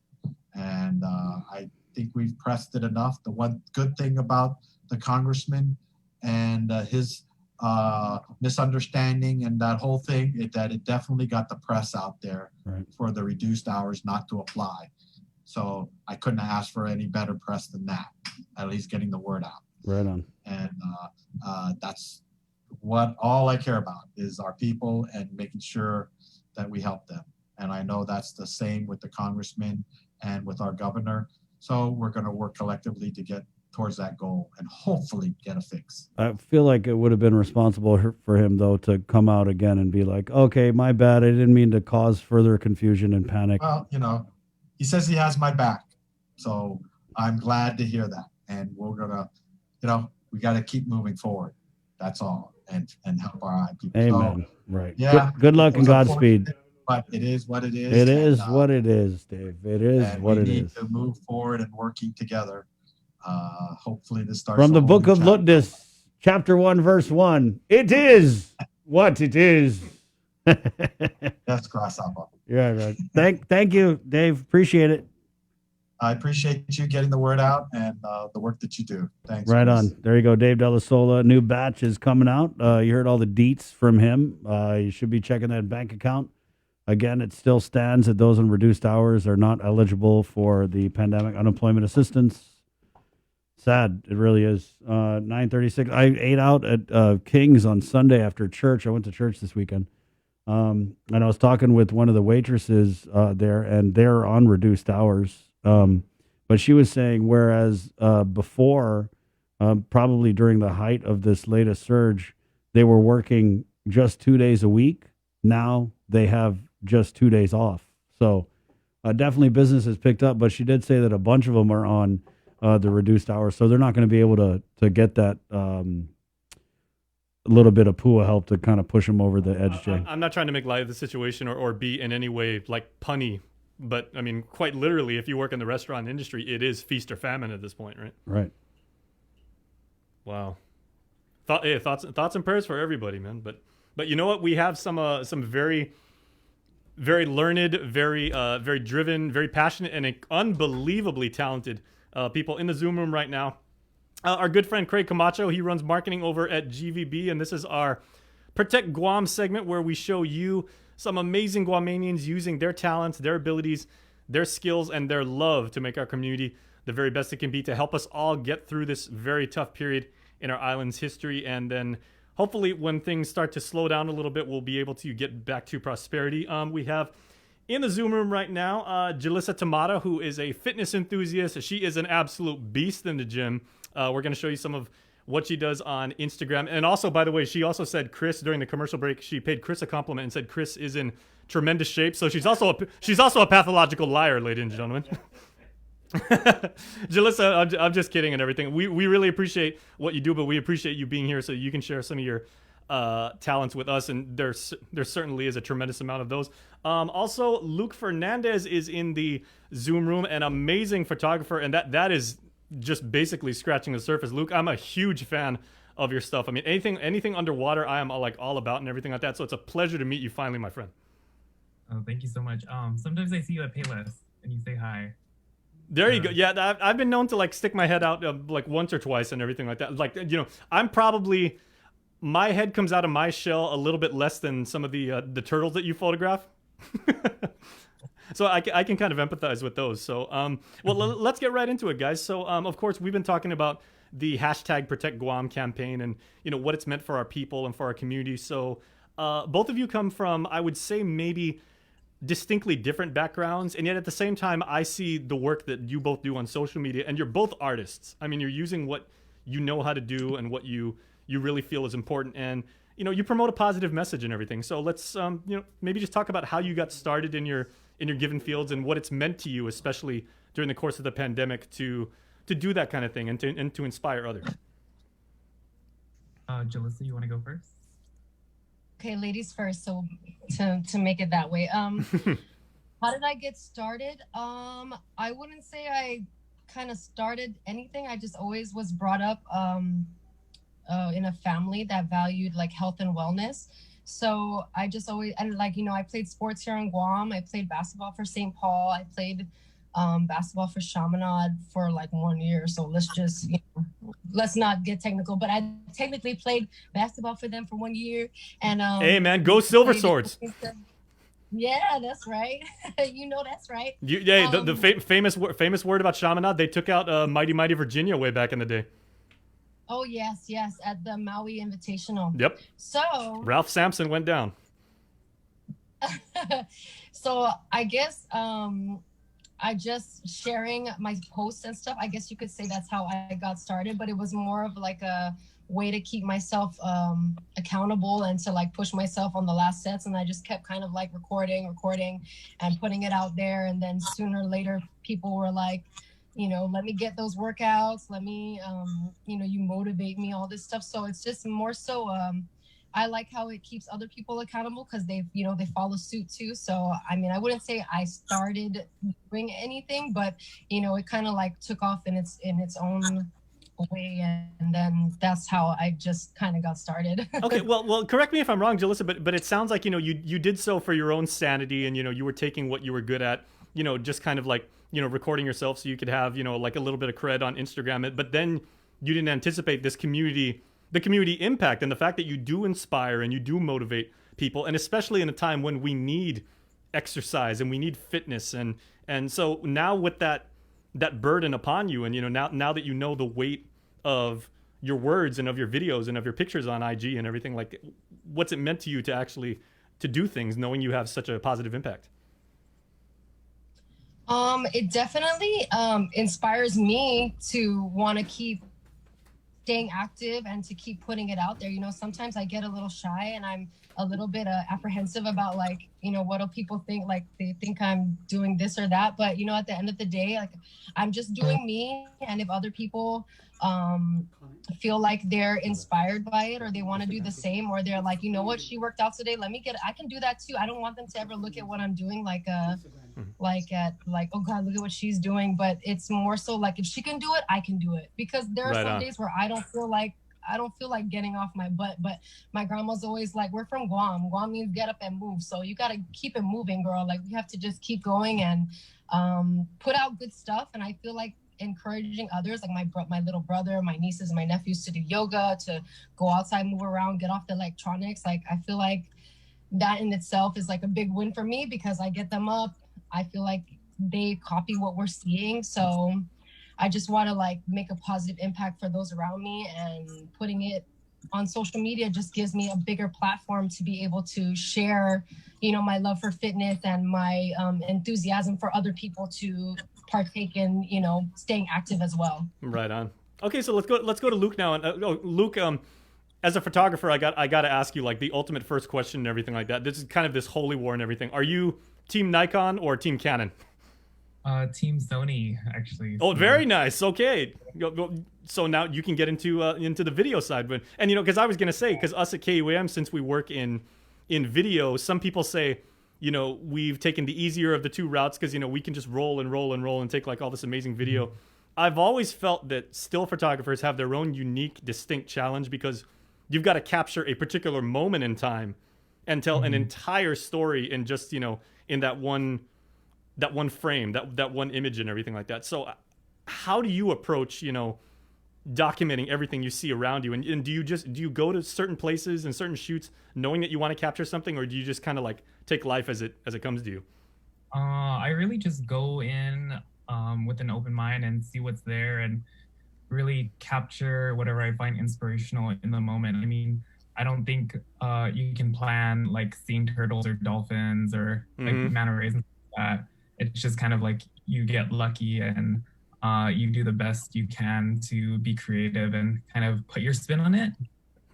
So I've always done that. And I think just this past year since COVID started, I've really grown as a photographer. And January was when I started underwater photography. So it's really grown like this past year. And I got featured on like Nat Geo and other publications. Very cool. Globally. So it's been like awesome. And it's great to kind of make my home known while we're in this pandemic, so people can actually look forward to coming to Guam and seeing all the amazing stuff we have, including like our neighboring islands in Micronesia. I've photographed some of them as well and shared it, and it's been such a positive experience and really showing people that there's beauty out here, and we can all see it, and we don't have to, you know, go to other places. We can be home and enjoy it. Yeah. All right, and let me ask you real quick, Luke. We got your Instagram handle out there, so both Jalissa and Luke. Make sure you guys follow them on Instagram because their work is truly amazing. Really, really nice people, and I'm sure if you DM them about, you know, like how they can get better, how they can learn, you know, like a craft and what it took them to get to the next level, they'd be more than happy to write back to you. So, Luke, real quick before we go to Craig, what's the best spot on the island if you want to capture turtles and dolphins? Well, that's a secret. No problem. Every artist has their tricks. I totally mean, respect that. It's an obvious secret, but I don't really like to share spots because we are guests in the ocean. You know what I mean? It's not our home. It's like the animals' home. So I really am treated like a secret, and because of all the disturbances like in the ocean now, I like from what I've seen, I really like hold back on telling people where to see like turtles and all that. Right on. Okay. Carry Well, by the way, everybody, if you have a place on Guam that's named like, you know, Turtle Cove or something like that, that may give you like a slight hint.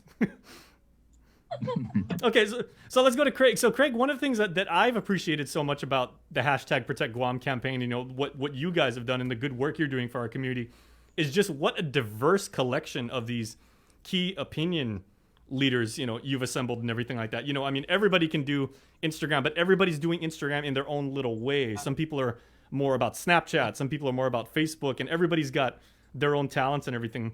What have Jalissa and Luke brought to the table as far as being able to promote that message to our people?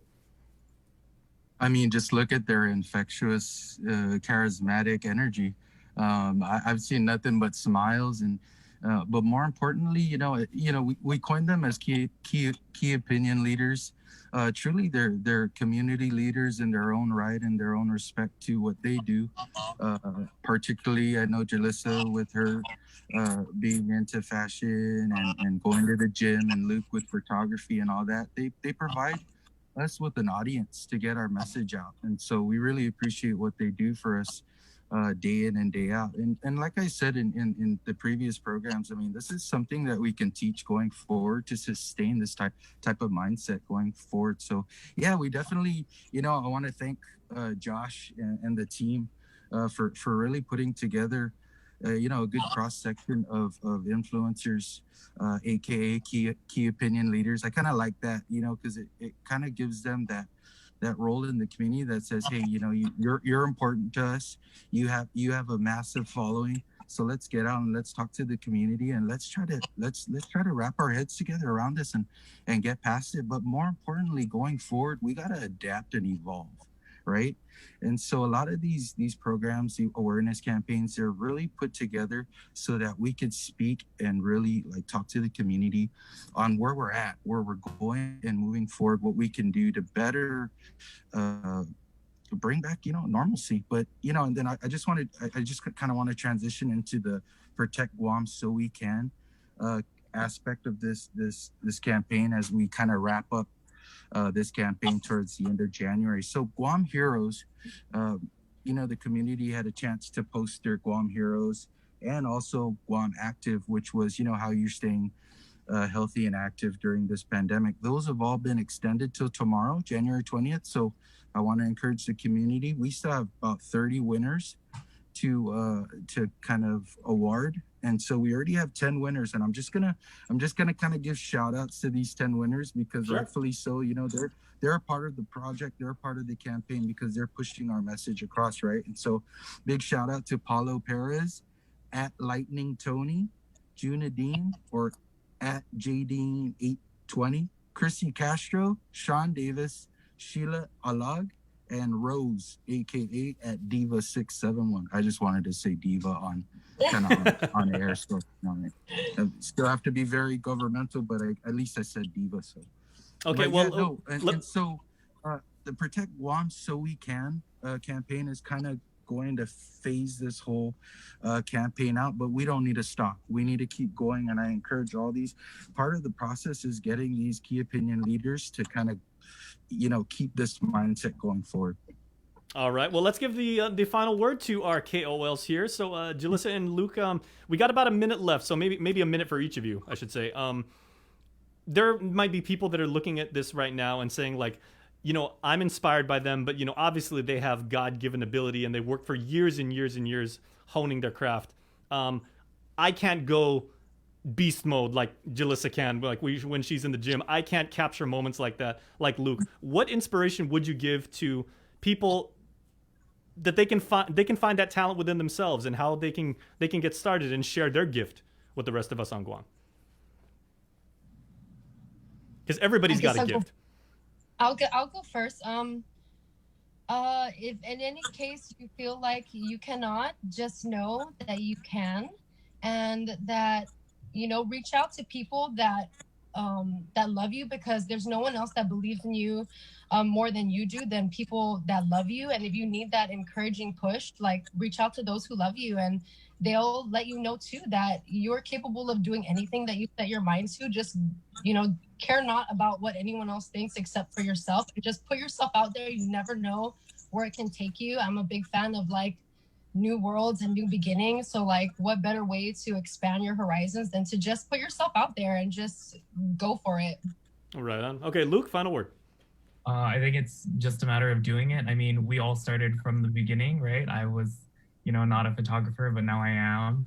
And it's just about trying, going for it, doing what you love, and believing in yourself. And it's not about what equipment you have. It's about the creativity that you bring to the table. All right. Well, thank you, Jalissa. Thank you, Luke. Thank you, Craig. And maybe one thing, as we wrap up, we can say the one thing that also will help you realize your gift. As Guamanians, we're not afraid of hard work, people.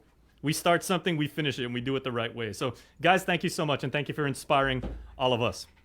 JC, could I just add one more point? Sure. We wanted to hit home with the Guam COVID Alert app and try to get people to Yes. Get on that app, man. And going forward, that's going to be an extremely critical tool to help us kind of with contact tracing and such. So I just wanted to put that plug in, but also for all the community that wanted to go and see who are the winners. If you wanted to see if you're a winner and you want $100, you can go on visitguam.com. There's a huge landing page there, Protect Guam. And so there's a lot of content up there, user-generated content already starting to be uploaded. So check it out there and see what we got, man. That's our community talking to us. So we got to talk to everybody. We got to help everybody, and we got to put a lot of energy behind this. So thank you guys very much. All right, and thank you, Craig. Okay, so Jalissa and Luke, we're going to let you go. Check out your Instagram pages because we've been featuring your handles throughout the segment. Hopefully we drove your follower numbers up. Glad to do so. And we will be right back with more on the link right after this commercial break. Learn. #Protect Guam is presented by Guam Visitors Bureau.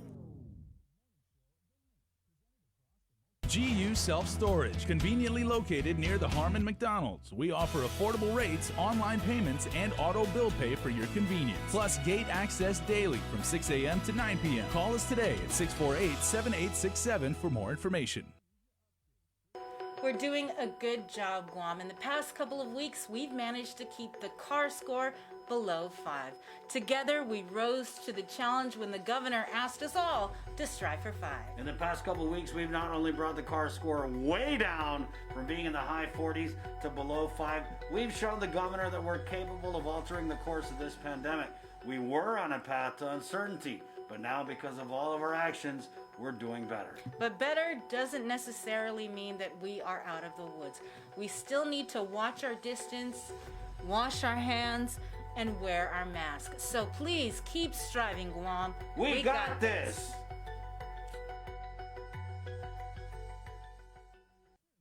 It takes all of us to protect Guam. Join the Guam Visitors Bureau in our social media campaign series aimed to protect our island and each other in this COVID-19 era. Participate in the Protect Guam movement by wearing your mask, showcasing Guam's heroes, staying active, and downloading the Guam COVID Alert app.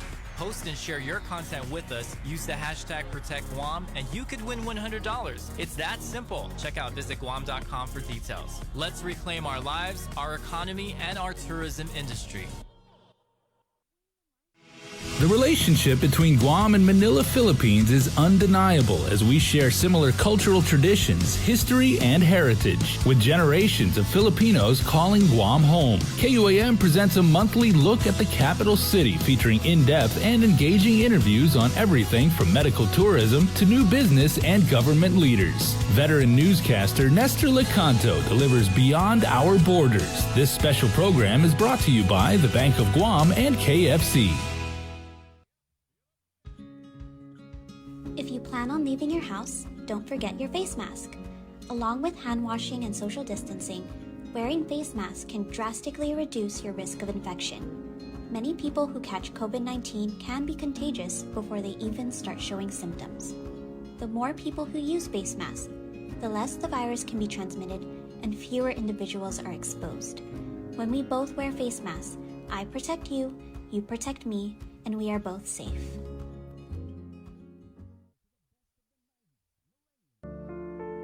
These are some of the signs that someone is thinking about suicide. Talking about wanting to die, excessive guilt or shame, and feeling like a burden to others. Feeling empty, hopeless, trapped, or having no reason to live. Feeling extremely sad, anxious, agitated, or full of rage with unbearable emotional or physical pain. Other signs include changing behavior such as making a plan or researching ways to die, withdrawing from friends or saying goodbye, giving away important items or making a will, taking dangerous risks such as driving extremely fast, displaying extreme mood swings, eating or sleeping more or less, and using drugs or alcohol more often. If you or someone you know is showing these warning signs, get help as soon as possible. Call Guam Behavioral Health and Wellness Center's crisis hotline at 647-8833 or 4.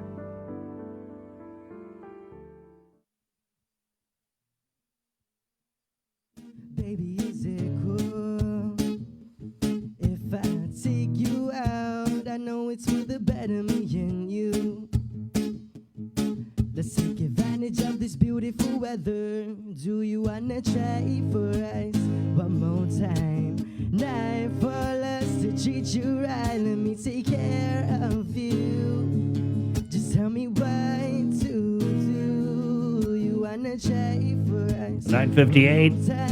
It's the link. Good morning. Good morning, Tuesday.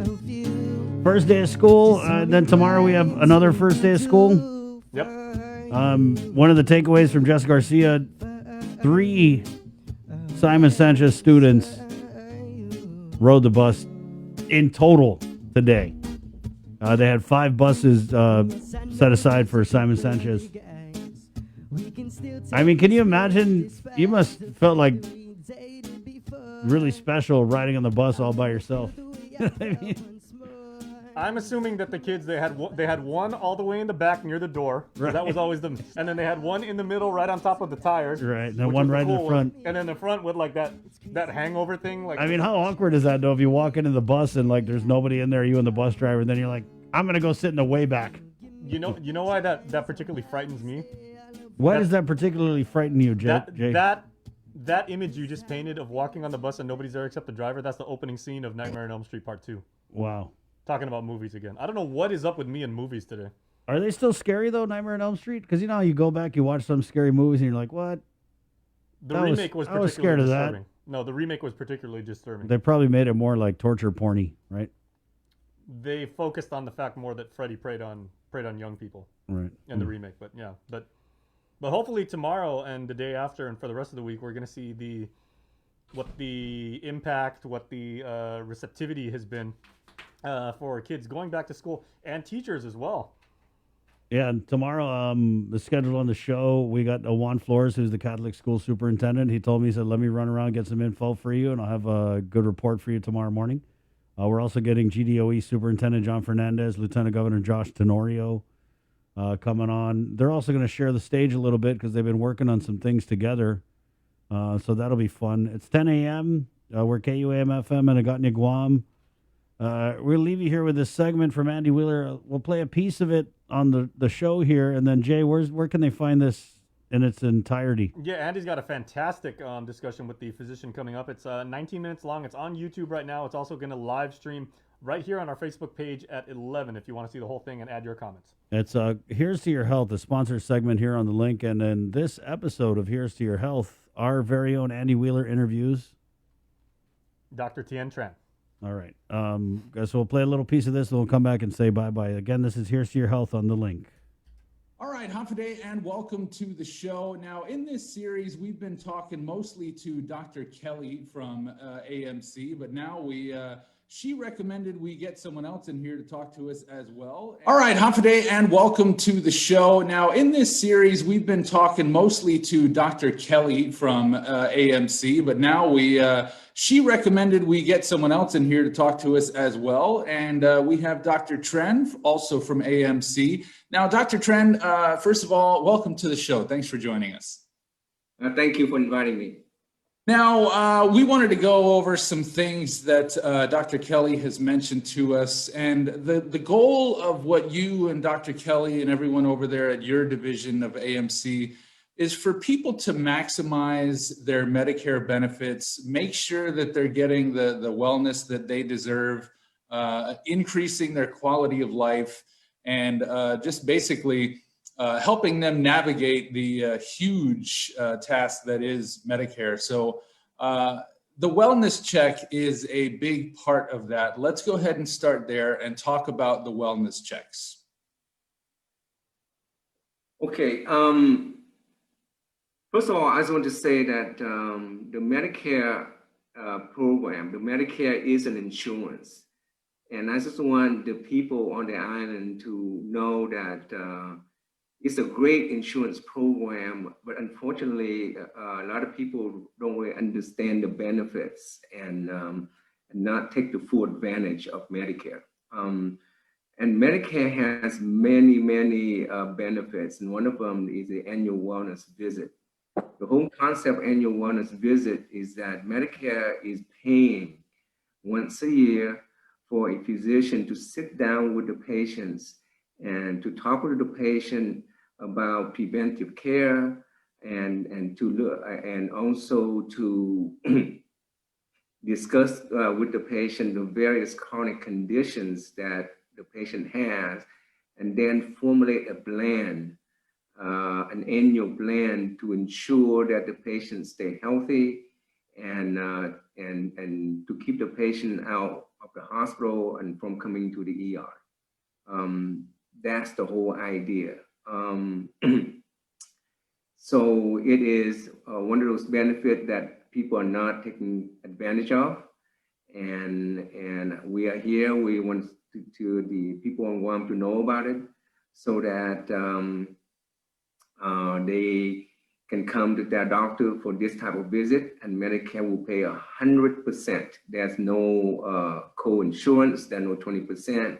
It's one of those appointments that Medicare recognized the benefits of it, and therefore was willing to pay 100% of it. Okay, yeah, and that's a good point you bring up, is that Medicare, they basically want people to remain healthier while they're on Medicare, so they don't need those huge hospital visits. So it's in everyone's interest to keep them healthy and have these checkups to make sure that you're up to date on the policy, your treatment, medication, and whatnot. And again, one thing that Dr. Kelly has stressed is that this is different from someone's primary physician. So they can maintain their primary, but also have you and the other team over there to help navigate the Medicare aspect. Yes. Preferably, we wouldn't want the primary care physician to do this themselves with their patient. But if for some reason that this is not happening, it's okay for a patient to find someone who's willing to sit down with him or her to do this. And people to understand that the annual wellness visit is not focusing on medical issue only. The whole idea of annual wellness visit is to focus not only at the medical conditions, but also the social support network, and also the mental health and other issues that patient may have beside medical. Right. So we talk about, so during that visit, we also try to understand the social situation that the patient is in, because it plays a huge component in the overall well-being of a patient. We also discuss advanced care planning, which has to do with what you want to do in case something wrong happened. Do you want to be kept alive? Here's to your health with Andy Wheeler and Yep, and Dr. Tran. Dr. Tran from Dr. Tran, yeah, Dr. Tran. And you know what? And the doctor prescribes. You watch that full episode, which is going to be on Facebook at 11 a.m. It's also on YouTube right now, so make sure to check it out. Good stuff. Right on, and then we'll be getting more Andy Wheeler on this show for this week because Sabrina Salas Matanani is on vacation. So if you guys see her out there, she said she was going to go to the beach. I don't know if that's today or whenever. Make sure you go up to her and bother her about work. That's how my leave was. Everyone like, hey, do you know about the pool? Like, go watch the link. All right. It's 10:06. Jay, good job today, man. It was fun. It was, I right? think it's the most times I've talked in like the last 10 months. I want to give you your platform, man. I feel like you're one of the No, underused you don't. voices. Nobody wants it. Look, of all those times I okay, talked, look just at how many kidding. times I reference like stuff from the 80s. Hey, what the hell? Own it, man. Let's go. Save some references for tomorrow. There you go. There are a lot. We could do a whole conversation tomorrow, Jay, about what 80s movies translate and still hold up. Because that's my thing with a lot of this stuff from when we were younger. Does it still hold up? What movie was that where the guy died and he's like, his final words were Crocodile Dundee 2. It holds up. There's a piece of trivia for you to figure out. Oh, man, I should know this. The guy's dad is on his deathbed or something, and he's like, Yeah. any last words? And that's how I feel about only a few 80s movies, because a lot of them don't hold up. And part of it is like when Political movies... correctness. Well, no, I don't care about that. I'm not that sensitive. But, I mean, part of it is that for the movies back in the day, they would play music over like the whole movie.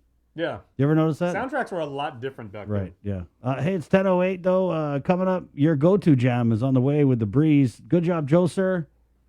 Of course, Jason, our guys in Master Control. Remember, we got your 6 with our KUAM News primetime broadcast. Hey, Joe, sir, and good luck to your kids in school tomorrow, man. There you go. And then Staying we'll, at home. again, tomorrow will be back to school 2.0 as other schools open up, and we'll be sure to get the Catholic schools roundup. We'll speak with the public schools Superintendent John Fernandez. All that coming up tomorrow on The Link.